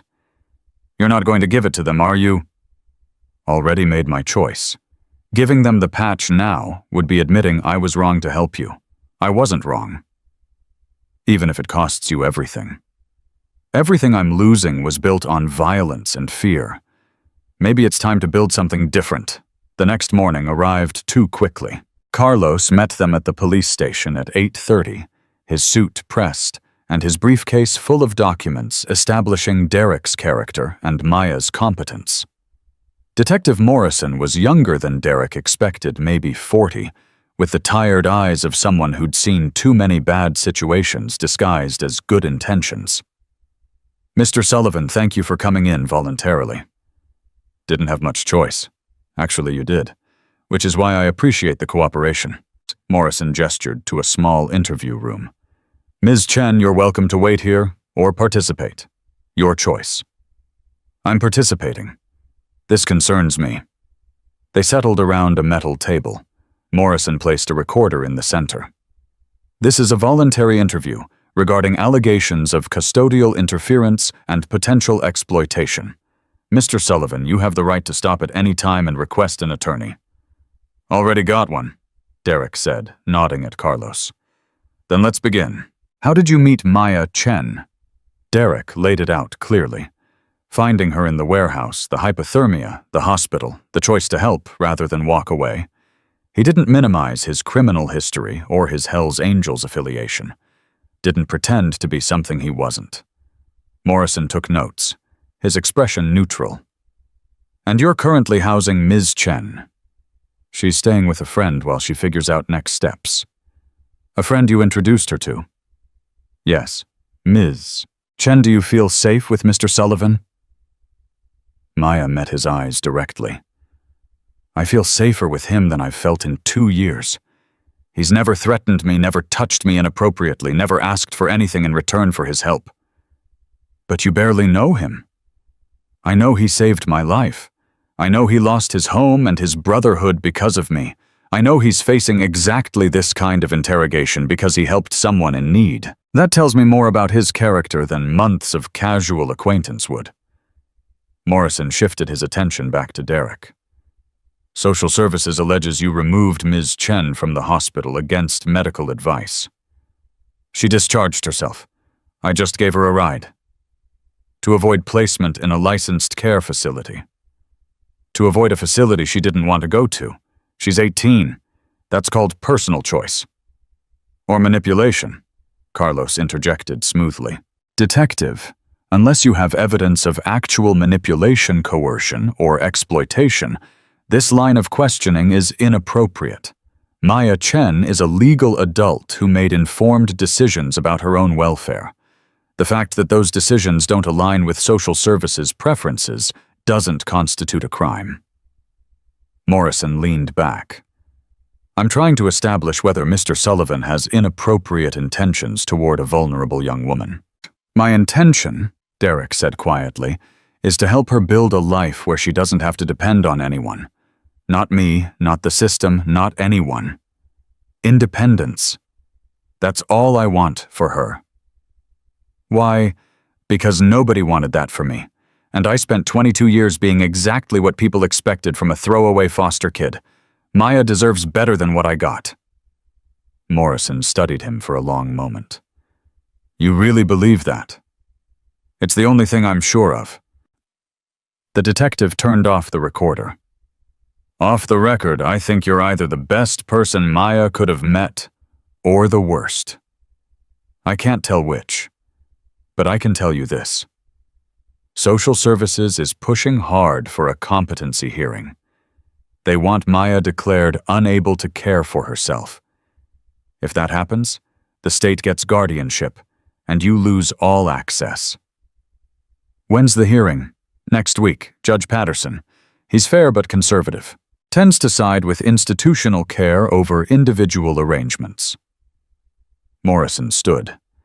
"Mr. Sullivan, I don't have enough evidence to charge you with anything. But I'll be watching. If this situation goes sideways, I'll come down on you hard. Understood?" "Understood." They left the station to find 3 Hells Angels waiting by Derek's truck. Not Marcus, but members Derek recognized. Enforcer types. The lead one, a man called Chains, approached slowly. "Pitbull sent us to collect. Tell him I'll bring it myself." "He said you'd say that. Also said we're not leaving without it." Maya's voice was sharp. "He's not giving you anything." Chains glanced at her with something approaching pity. "Girl, this is club business. Stay out of it." "It became my business when you decided his helping me was worth beating him over." We don't want to hurt him. We just want the patch. He gives it peacefully, everyone walks away clean. Derek looked at the three men calculating odds and consequences. He could fight, probably take one down before the others overwhelmed him. But fighting would prove every accusation Janet Williams had made, would give Detective Morrison reason to arrest him, would destroy any chance Maya had at the court hearing. I'll get it. He reached into his truck's cab, pulled out his leather vest with its Hell's Angels patch, the symbol of 22 years of brotherhood and belonging. Ran his fingers over the worn leather one last time. Maya grabbed his arm. You don't have to do this. Yeah, I do. Not for them, for you. You can't win in court if I'm in jail for assault. He handed the vest to Chains, who took it with surprising gentleness. For what it's worth, Chains said quietly. Some of us think you're doing the right thing, but the club's the club. They left. Derek stood in the parking lot feeling lighter and heavier at the same time. 22 years gone. No more brotherhood, no more backup, no more identity except what he built from here forward. I'm sorry, Maya whispered. Don't be. I chose this. Derek checked his watch. We've got an hour before your MSU interview. You ready? No, but I'm going anyway. Rachel Kim's office overlooked the campus quad, students hurrying between buildings with the purposeful energy of people building futures. Maya watched them through the window and tried to remember what it felt like to be that certain about tomorrow. Ms. Chen, thank you for coming.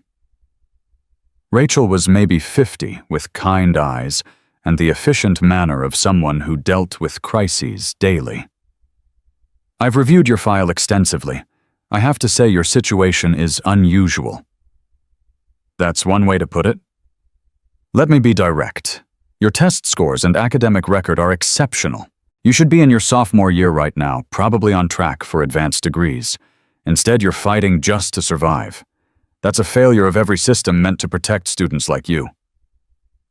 Maya's throat tightened. I'm trying to get back on track. I know, and we want to help. But I need to understand your current situation clearly. Where are you living? With a friend temporarily. I'm applying for on-campus housing. Who's the friend? Maya hesitated, knowing how it would sound. His name is Derek Sullivan. He found me when I was homeless and helped me get medical treatment. Rachel made notes. And your relationship with Mr. Sullivan is... He's someone who believes I deserve a chance. That's all. Ms. Chen, I'm going to ask you a difficult question, and I need complete honesty. Are you being coerced or controlled in any way? No. I'm making my own choices for the first time in 2 years. Even though those choices have resulted in conflict with social services and law enforcement, especially because of that. The system wanted me to accept a group home where I'd be warehoused until I aged out of their concern. Derek showed me I could fight for something better. Rachel set down her pen. Here's the situation. MSU can offer you full scholarship, accessible housing, and support services. But we can't be in the middle of a legal battle with the state over your competency. If you enroll, you need to be stable and independent. Can you guarantee that... I'm filing for legal independence next week. Court hearing is scheduled. And if you lose that hearing, then I appeal, and I keep fighting until someone understands that being disabled doesn't make me incompetent. Rachel studied her for a long moment. I'm going to tell you something that doesn't leave this room. I was in foster care until I was 19. Aged out with nothing worked, 3 jobs to put myself through.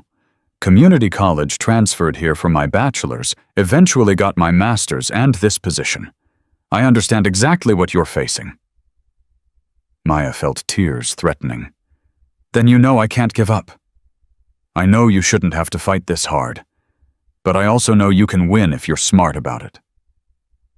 Rachel pulled up forms on her computer. I'm approving your re-enrollment effective immediately.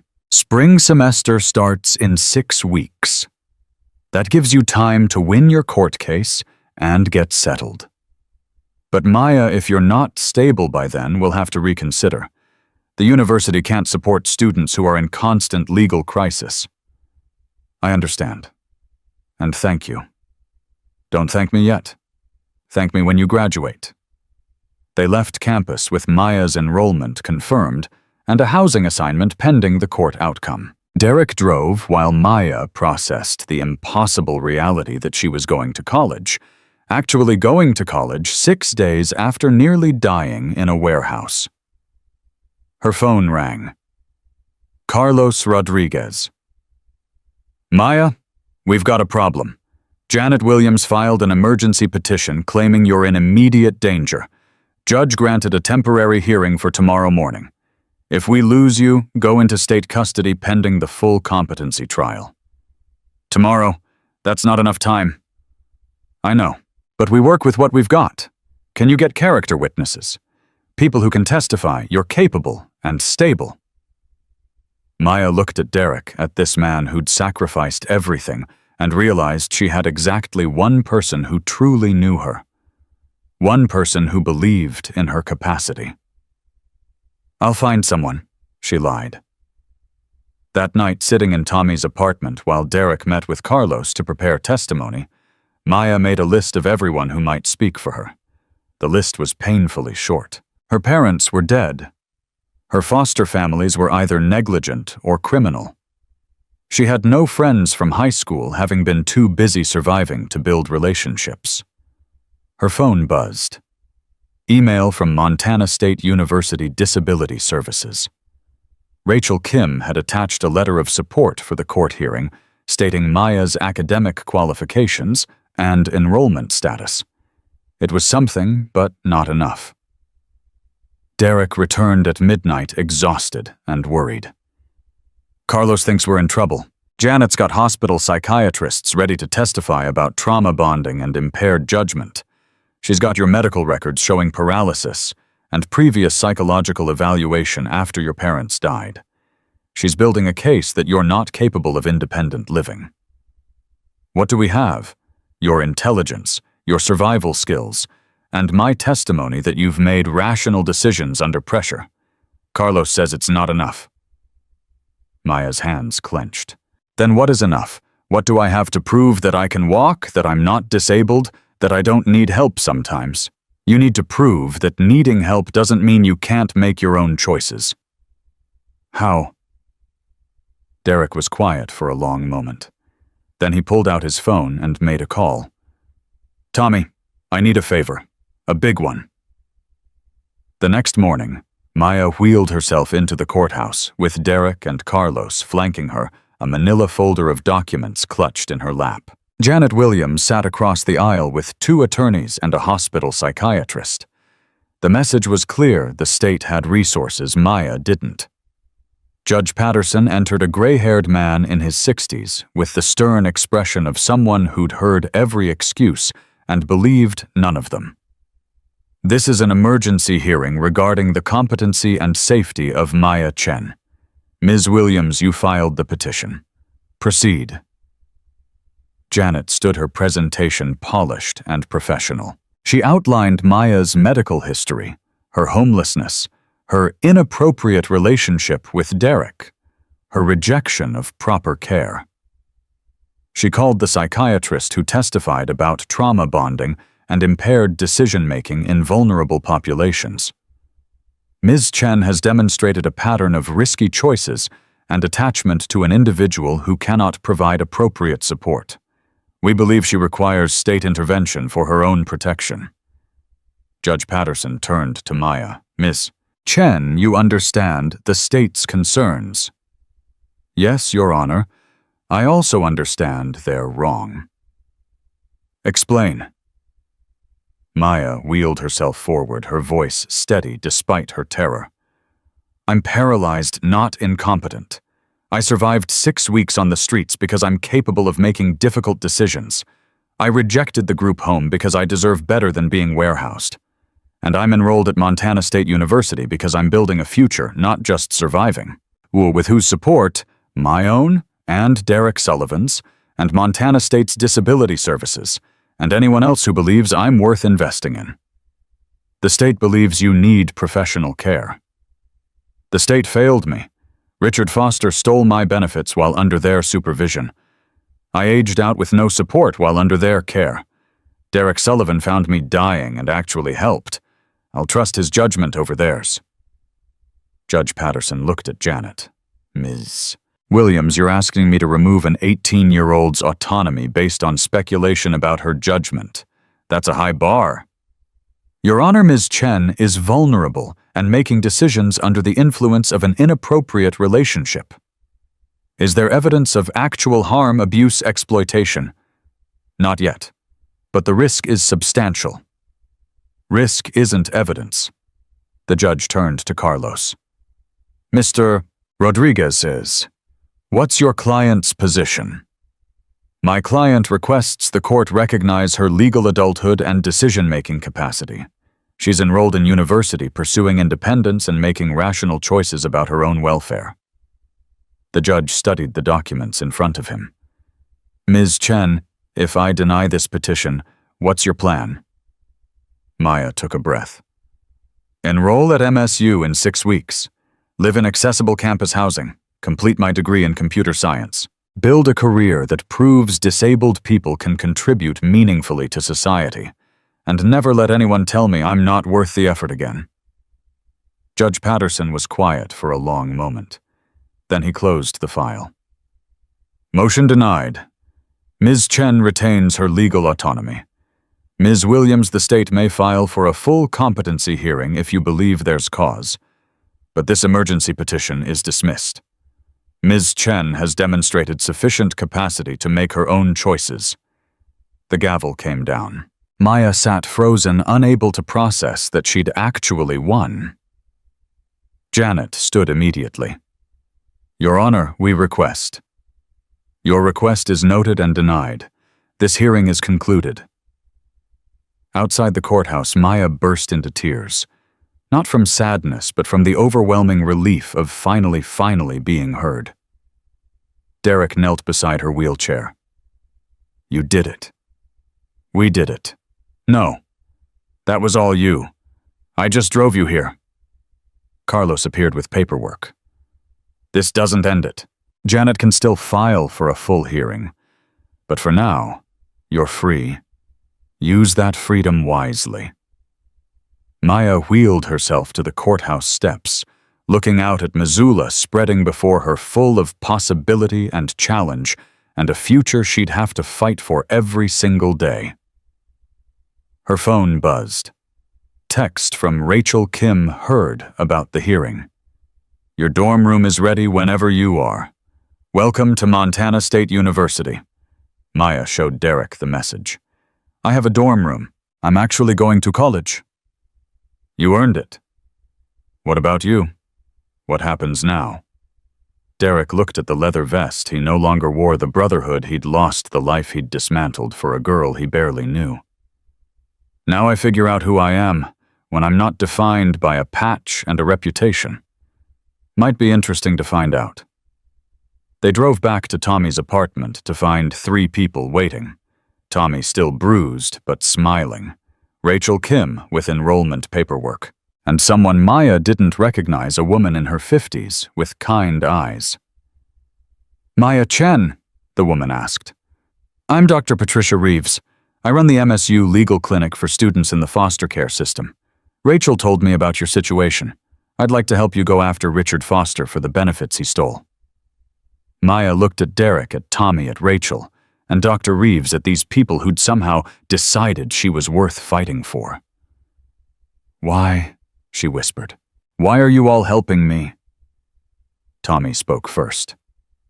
Because Derek's my brother, and anyone he believes in is worth believing in. Rachel smiled. Because I remember what it's like to fight alone. Nobody should have to do that. Dr. Reeves pulled out a business card. Because the system fails too many people like you. And every time we help one person fight back, we make the system a little bit better for the next person. When Derek said nothing, just handed Maya her wheelchair that he'd spent hours modifying to be perfect for her specific needs. In that moment, Maya understood something profound. She wasn't being rescued. She was being empowered. There was a difference, and it mattered more than anything else in the world.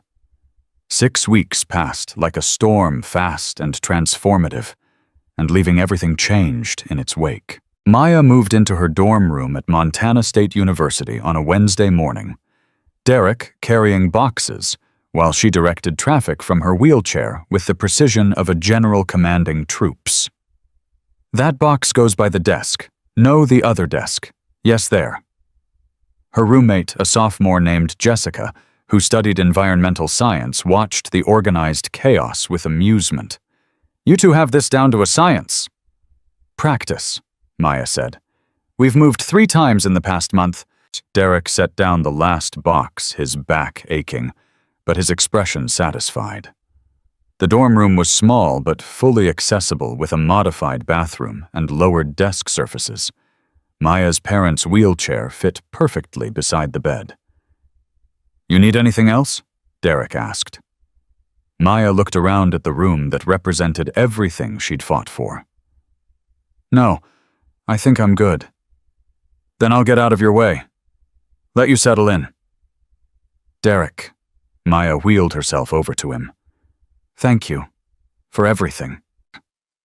"You did the hard part. I just drove the truck." After he left, Jessica helped Maya unpack. The other girl worked in comfortable silence until curiosity finally won. "So what's the deal with you and the biker guy everyone's been talking about it?" Maya had expected this question since orientation week, when her story had spread through campus like wildfire. Disabled girl rescued by Hell's Angel who gave up everything to help her. It made good gossip, which meant it was almost entirely wrong. "Derek found me when I was homeless, helped me get stable enough to come here. That's it." "That's not it. I heard he fought his entire motorcycle gang for you, lost his home and everything." "He made choices. I made choices. We both ended up here." "Are you two like together?" "No. He's 45 and I'm 18. We're friends. Or something like friends. I don't really know what to call it." Jessica pulled out a photo frame, studied the picture of a couple Maya recognized as her parents. "These them?" "Yeah, 2 years ago, before the accident." "I'm sorry." "Me too.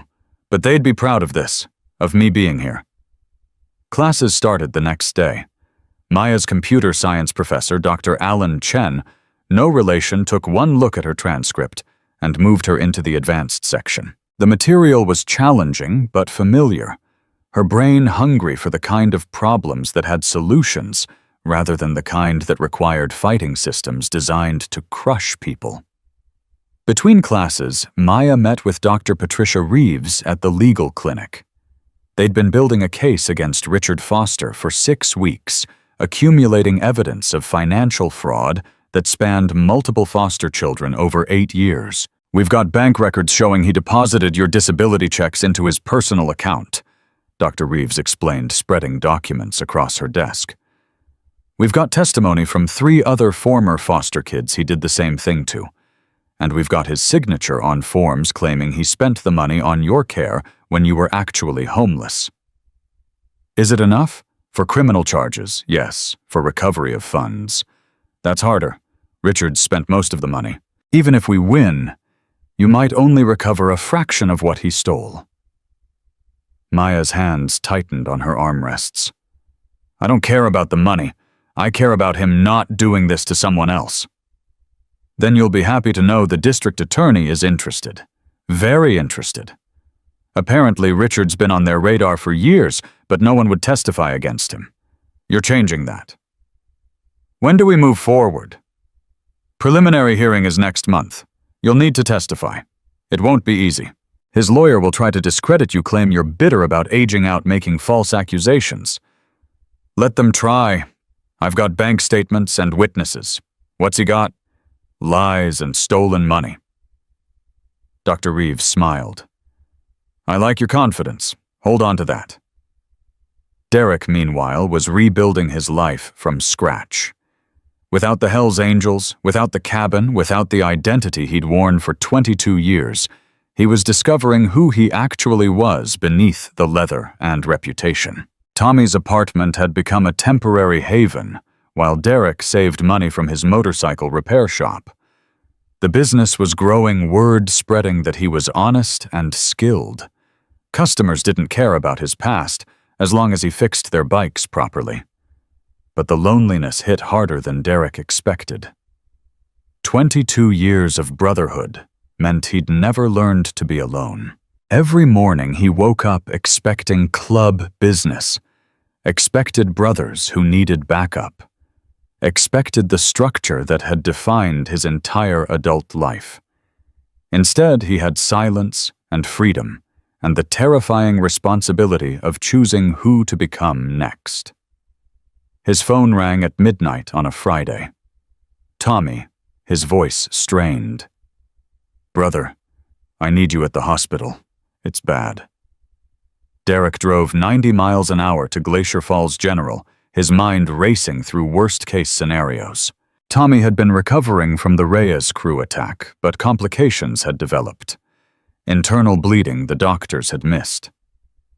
He found Tommy in the ICU machines, beeping tubes everywhere, his face pale, but his eyes sharp. "Don't look at me like I'm dying. I'm not dying." What happened? Ruptured spleen, delayed complication from the knife wound. "They're taking me into surgery in an hour." Tommy gripped Derek's hand. "Listen, there's something you need to know. Marcus came to see me yesterday." Derek's jaw tightened. What did he want? "To tell me the Reyes crew is pushing harder. They think without you we're weak. 3 of our businesses got hit this week. Marcus wants to retaliate, but half the club thinks we should negotiate. They're fracturing Derek. Without you holding the line, they're falling apart. Not my problem anymore." "Isn't it? You spent 22 years building that brotherhood. You really going to let it collapse because they made you choose? They made their choice when they kicked me out. Did they? Or did you make yours and they respected it?" Tommy coughed, pain flashing across his face. "Marcus told me something else. Said the vote to kick you out wasn't unanimous. Said it was close. Real close." Derek felt something shift in his chest. "Why are you telling me this?" "Because you're miserable, brother. I see it every day. You helped Maya, which was right. But you're lost without the club, which is also true. Maybe there's a way to have both." The club made it clear. I can't have both. The club made a decision in anger. People make different decisions when they've had time to think. Before Derek could respond, nurses arrived to prep Tommy for surgery. Derek waited in the hallway. Tommy's words circling in his mind like vultures. His phone buzzed. Text from Marcus. "Heard Tommy's in surgery. How is he?" Derek stared at the message for a long moment before typing back, "Fighting, like always." Marcus's response came immediately. "Good. We need fighters. Miss having you on our side." "I made my choice." "Choices can change. Think about it." Derek deleted the message and went to find coffee. In the hospital cafeteria, he ran into someone he didn't expect. Janet Williams, the social worker who'd fought so hard to take Maya into state custody. She looked as surprised to see him as he felt. They stood in awkward silence for a moment. "How's Maya?" Janet finally asked. "Thriving. Straight A's at MSU, working with the legal clinic to go after Richard Foster, building exactly the life she deserves." Janet's expression was complicated. "I heard about the enrollment. I'm glad she's doing well."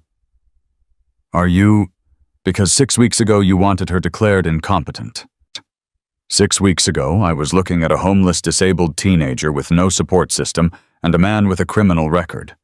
The statistics on situations like that are grim, Mr. Sullivan. Most end badly. But this one didn't. No, this one didn't. And I'm professional enough to admit when I'm wrong. Janet pulled out a business card. "I'm still Maya's caseworker, until she's officially aged out of the system at 19. If she needs anything, I'd like to help. Properly this time. Derek took the card, studying Janet's face for signs of manipulation or agenda. He found only genuine regret. Why the change of heart? Because I looked into Richard Foster's history after your lawyer started asking questions. Found 8 years of complaints that were dismissed because we didn't want to deal with the paperwork. Found kids who needed help and got bureaucracy instead. Maya was right. The system failed her. I was part of that failure. So what are you going to do about it? Make sure the next Maya Chen doesn't fall through the cracks, starting with testifying at Richard Foster's criminal trial. They parted ways. Derek sat in the cafeteria nursing terrible coffee and thinking about second chances and changed minds, and whether redemption was possible for people who'd made the wrong choices for the right reasons. Tommy came through surgery successfully. Derek stayed until he was stable, then drove back to Missoula as dawn broke over the mountains. He texted Maya, "Tommy's okay. Surgery went well." Her response came immediately, "Thank God. Are you okay?" "Yeah, just tired." "Liar. Come to campus when you get back. There's something I want to show you." Maya was waiting outside her dorm when Derek arrived. Her face bright with excitement despite the early hour. What's so important it couldn't wait until I slept? She handed him her laptop. On screen was a website professionally designed with the header, Foster Care Tech Initiative. What is this? My Senior Project. I'm building a platform that connects foster kids aging out of the system with resources, mentors, housing, assistance, legal help. Everything I wish I'd had 2 years ago. Derek scrolled through the site. It was comprehensive, thoughtful, exactly the kind of tool that could have prevented Maya's homelessness. This is incredible. Dr. Reeves helped with the legal framework. Rachel Kim connected me with funding sources, and I've got 3 other students from foster care backgrounds helping me code it. We launch in beta next month. Maya, this could help thousands of people. That's the idea. Every kid who doesn't end up starving in a warehouse is a win. She paused. Derek, I need to ask you something. When we launch, we'll need an advisory board. People who understand the system from different angles. Would you be willing to serve? Me, I'm an ex-con biker with no formal education. You're someone who saw a problem and fixed it. That's more valuable than any degree. Derek looked at this remarkable young woman who'd transformed from dying in a warehouse to building solutions that would help others avoid her fate. 6 weeks of growth that most people didn't achieve in decades. I'd be honored. The next month was chaos. Maya's classes demanded all her intellectual energy, while the legal case against Richard Foster required emotional reserves she wasn't sure she possessed. Dr. Reeves prepped her for testimony, running through questions the defense would ask, preparing her for the character attacks that were inevitable. He's going to claim you're lying for money, that you're bitter about aging out, that your disability makes you confused about what actually happened. Let him. I've got bank records. Bank records show money went into his account. They don't prove intent to defraud unless we can demonstrate he didn't spend it on your care. I was homeless. That's pretty good proof he didn't spend it on my care. His lawyer will argue you chose homelessness, that you ran away from adequate care because you're unstable. Maya's hands clenched. I hate this. I hate that I have to prove I was victimized. Why doesn't he have to prove he wasn't a thief? Because the burden of proof is on the prosecution. That's how the system works. The system is broken. Yes, which is why people like you are going to fix it. The preliminary hearing arrived on a cold November morning. Maya wheeled herself into the courthouse with Derek beside her and Dr. Reeves leading the way. Richard Foster sat across the aisle looking confident and wronged his expensive lawyer whispering strategies. The prosecutor, a sharp woman named Michelle Torres, laid out the case methodically. Bank records showing deposits. Testimony from other foster children. documentation of Maya's homelessness while supposedly under Richard's care. Richard's lawyer countered with character witnesses claiming Richard was a devoted foster parent, with receipts for expenses that couldn't be verified, with Maya's psychiatric evaluation from after her parents' death, suggesting she had unresolved trauma that affected her judgment. When Maya took the stand, the defense attorney came at her hard. "Ms. Chen, you claim Mr. Foster stole your disability benefits. But isn't it true you ran away from his care?" "I didn't run away. I aged out at 18 and he kicked me out." "With no money and nowhere to go, why didn't you contact social services?" "I did. They told me I was an adult and needed to handle my own housing." "So the system failed you and you're blaming Mr. Foster?" "No. I'm blaming Mr. Foster for stealing 6 months of benefits while I was under his care. The system failed me separately." "You've aligned yourself with Derek Sullivan, a known criminal with gang affiliations. Doesn't that suggest poor judgment?" Maya met the lawyer's eyes. "Derek Sullivan found me dying and saved my life. Richard Foster took my money and threw me away. I trust my judgment about who's actually dangerous." The courtroom rippled with murmurs. The defense attorney pressed harder. "You're currently enrolled at Montana State University on scholarship. Isn't this lawsuit really about getting money you don't actually need? This lawsuit is about making sure Richard Foster doesn't do to another kid what he did to me. I don't care about recovering the money. I care about him facing consequences." "Very noble. But you did file for financial damages." Dr. Reeves stood. "Your Honor, the financial damages are for pain and suffering, not benefit recovery. Ms. Chen has been clear about her motivations." The judge allowed the objection.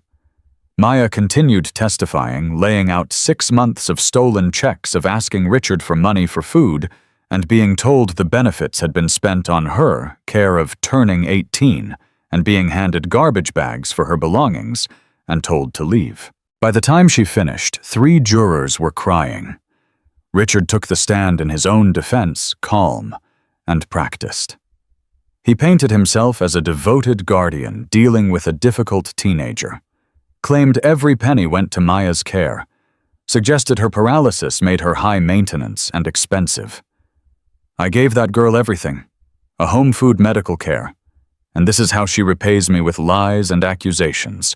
Michelle Torres stood for cross-examination. "Mr. Foster, if you spent Maya's benefits on her care, where are the receipts?" "I don't keep receipts for everything.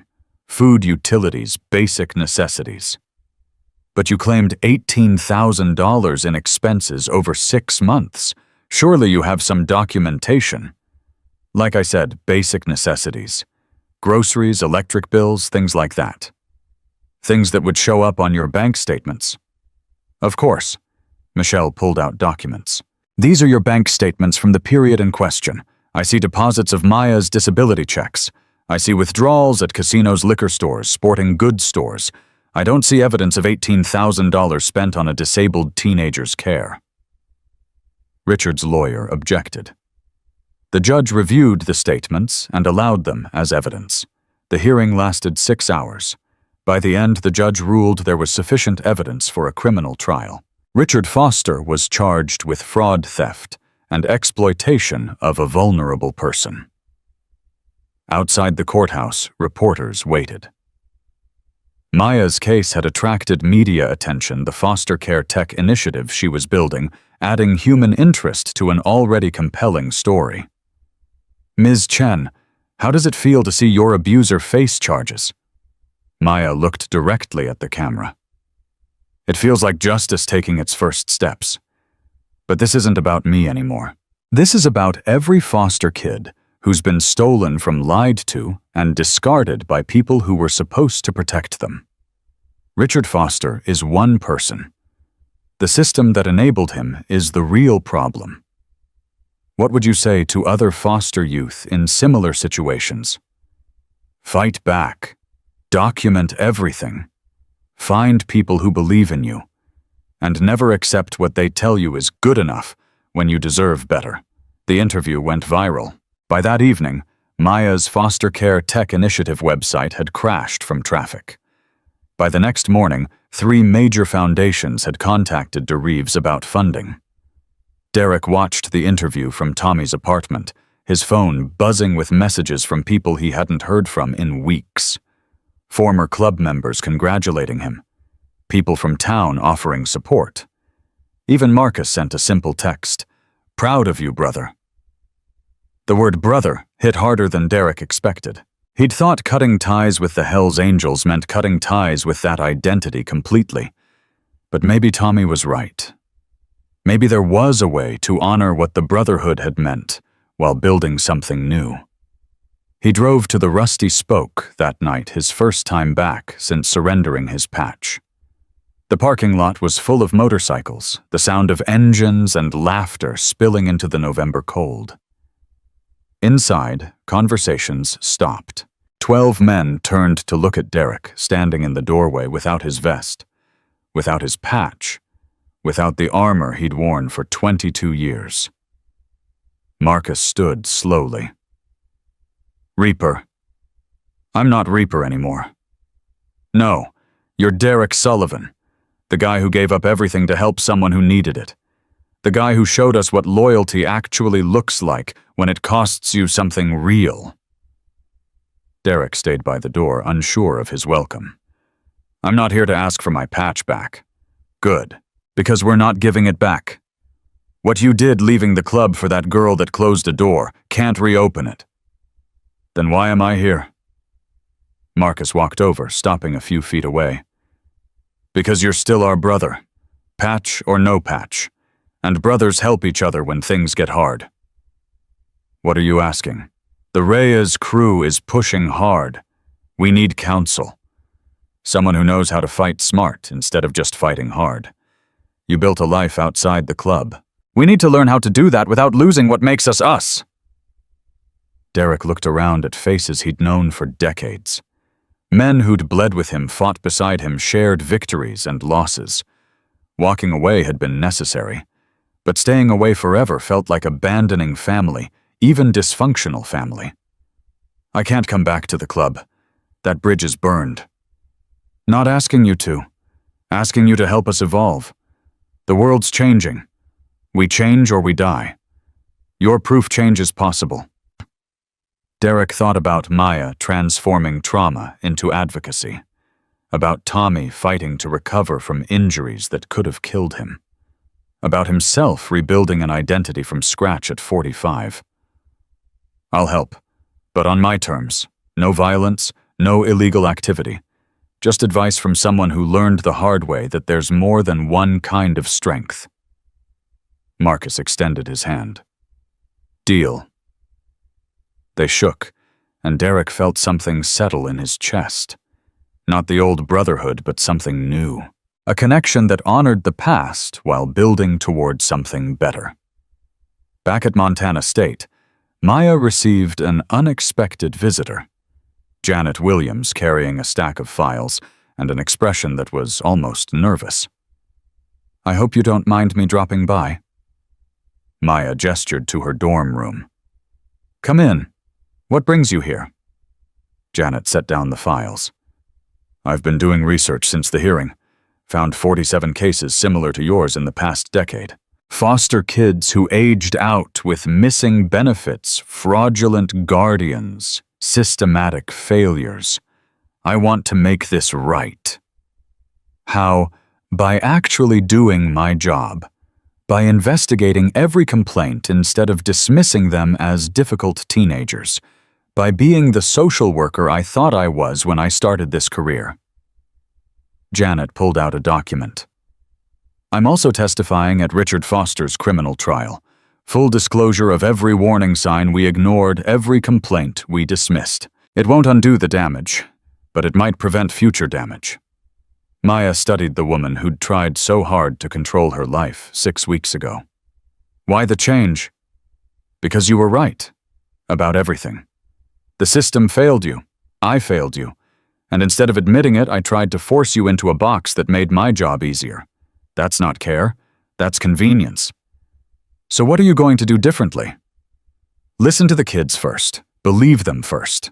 Investigate thoroughly instead of assuming they're exaggerating, and make sure no one else gets treated the way you were treated. Maya felt something hard in her chest, soften slightly. That would mean a lot.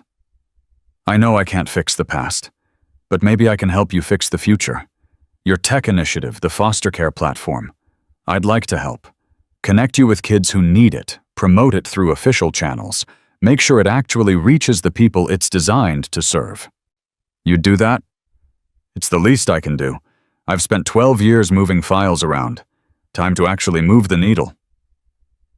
After Janet left, Maya sat in her dorm room thinking about forgiveness and second chances, and how people changed when they finally had to face the consequences of their choices. Her phone rang. Derek. Hey, you busy? Never too busy. What's up? Just wanted to hear your voice, make sure you're okay after the hearing. I'm okay. Better than okay. Janet Williams was just here. She's going to help with the platform. That's huge.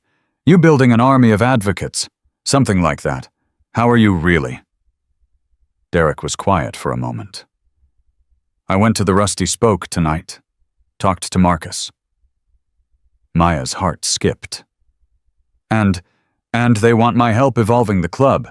No patch, no membership, just counsel from someone who's been where they are. How do you feel about that? Scared? Hopeful? Like maybe I can honor what the Brotherhood meant while building something new. Like maybe you've been teaching me there's more than one way to belong. Derek, you saved my life. No. I gave you a chance. You saved your own life. We saved each other. There's a difference. 2 months later, Richard Foster's criminal trial ended with a guilty verdict on all counts. The judge sentenced him to 5 years in prison and ordered him to pay restitution to all foster children he'd defrauded. Maya watched the sentencing from the gallery derrick beside her Dr. Reeves. On her other side, Janet Williams 3 rows back. When the judge read the verdict, Maya felt tears she didn't know she'd been holding. Outside the courthouse, reporters asked for statements. Maya was ready. This verdict doesn't give me back the 6 months I spent homeless. Doesn't erase the trauma or the fear or the cold nights wondering if I'd survive until morning. But it proves that vulnerable people matter. That stealing from kids in wheelchairs has consequences. That the system can work when enough people decide to make it work. What's next for you? Finishing my degree. Growing the foster care tech initiative. Making sure every kid who ages out knows they have resources and people who believe in them. And living the life I nearly died for. Maya's platform launched officially in January with funding from 3 foundations and official support from Montana Social Services. By March, it had helped 200 foster youth find housing, legal assistance, educational opportunities, and mentorship. By June, other states were requesting similar programs. Derek's motorcycle repair shop expanded to employ 5 people, 3 of them former foster kids Maya had connected with job training. He consulted monthly with the hellsangels on legitimate business practices, helping them transition from criminal enterprise to legitimate operation. It was slow, difficult work, but it was work that mattered. Tommy recovered fully and opened a veteran support center with Derek's help creating space for former military struggling to adjust to civilian life. The center partnered with Maya's initiative, connecting foster youth with veteran mentors who understood what it meant to be discarded by systems that promised protection. On a May afternoon, Derek drove to Montana State for Maya's first-year completion ceremony. She'd maintained a 4.0 GPA while building a nonprofit that was changing lives. The ceremony was small, but meaningful. Maya wheeled across the stage to receive recognition for academic excellence and community impact. When she accepted the award, she looked directly at Derek in the audience. This belongs to everyone who refused to accept that my disability defined my worth. To Dr. Reeves, who taught me to fight legally. To Rachel Kim, who showed me institutions could help instead of hurt. To Janet Williams, who proved people can change. To Tommy Rodriguez, who gave me a place to land. And to Derek Sullivan, who saw a dying girl in a warehouse and decided she deserved to live. The applause was thunderous. Derek wiped his eyes, not bothering to hide the tears. After the ceremony, they drove to a spot overlooking Missoula. The city spread below them like possibility made visible. "I've been thinking," Maya said, "about what happens after graduation." "You've got 2 more years." "I know, but I'm planning ahead. There are venture capital firms interested in the platform. Real money scaling nationally, hiring staff. It could become huge. That's incredible. But it means decisions. Do I take the money and risk losing control of the mission? Do I keep it small and reach fewer people? Do I stay in Montana or move to Silicon Valley where the resources are?" Derek looked at her, seeing not the starving girl from the warehouse, but a powerful young woman wrestling with meaningful choices. "What do you want?" "I want to help as many people as possible without compromising what makes the platform work. I want to honor my parents' memory by building something that lasts. And I want to prove that people like me aren't burdens to be managed, we're assets to be invested in." "Then do that. Whatever form it takes, do that." Maya was quiet for a moment. "What about you? What do you want?"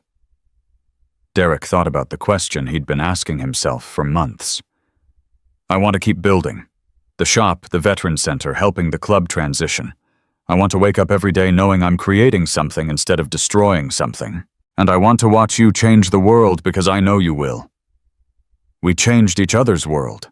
That counts for something. It counts for everything." They sat in comfortable silence, 2 people who'd met at their lowest points and refused to stay there. The warehouse where Derek had found Maya was being converted into a community center for homeless youth.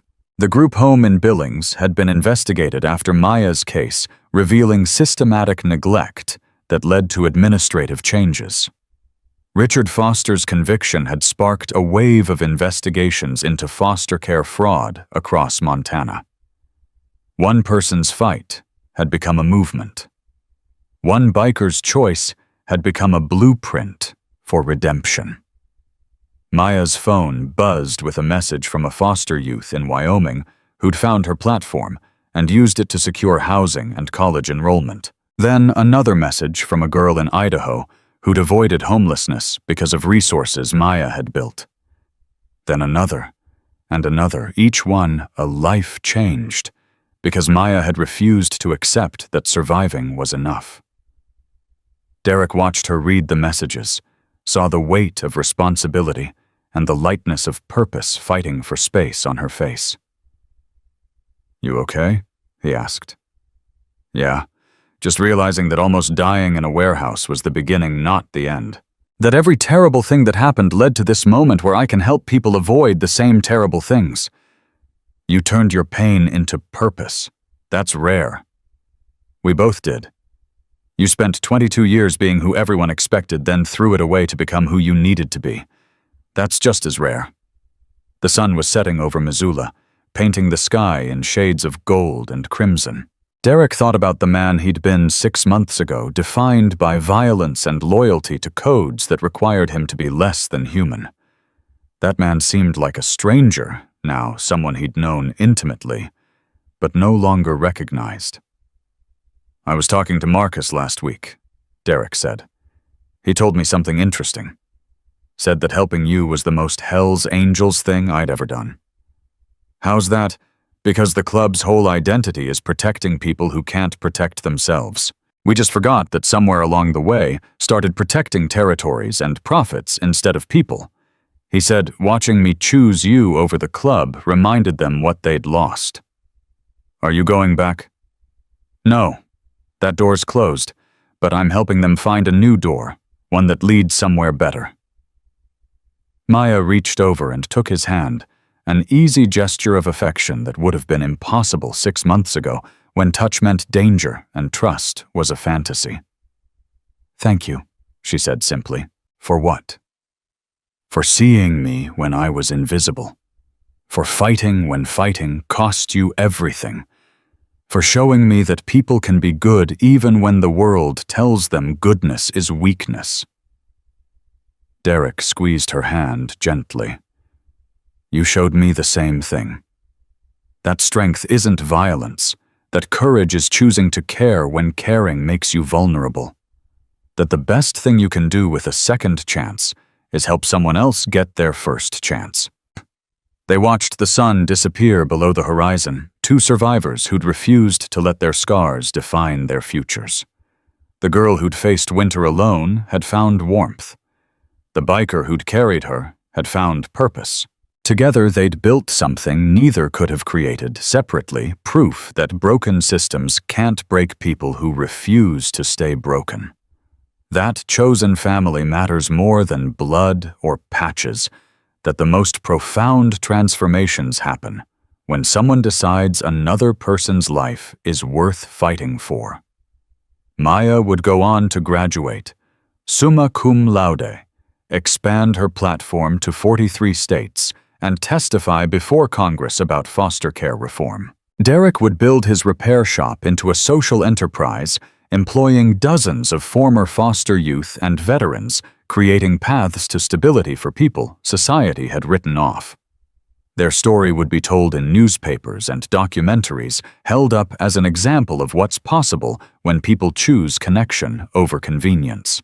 But none of that mattered as much as this moment sitting on a hill overlooking Missoula. Two people who'd met at their breaking points and refused to break, who'd faced winter alone until someone carried them through it, who'd learned that being saved and saving yourself aren't contradictory. They are collaborative. Maya Chen had survived because Derek Sullivan chose to help. Derek Sullivan had transformed because Maya Chen chose to trust. And in that choosing, in that mutual decision to see each other's worth when no one else would, they'd both discovered something more valuable than rescue or redemption. They'd discovered that sometimes the people who save us are the ones we save in return, and that the strongest bonds aren't forged in comfort, but in the fire of fighting together for futures no one else believed they deserved.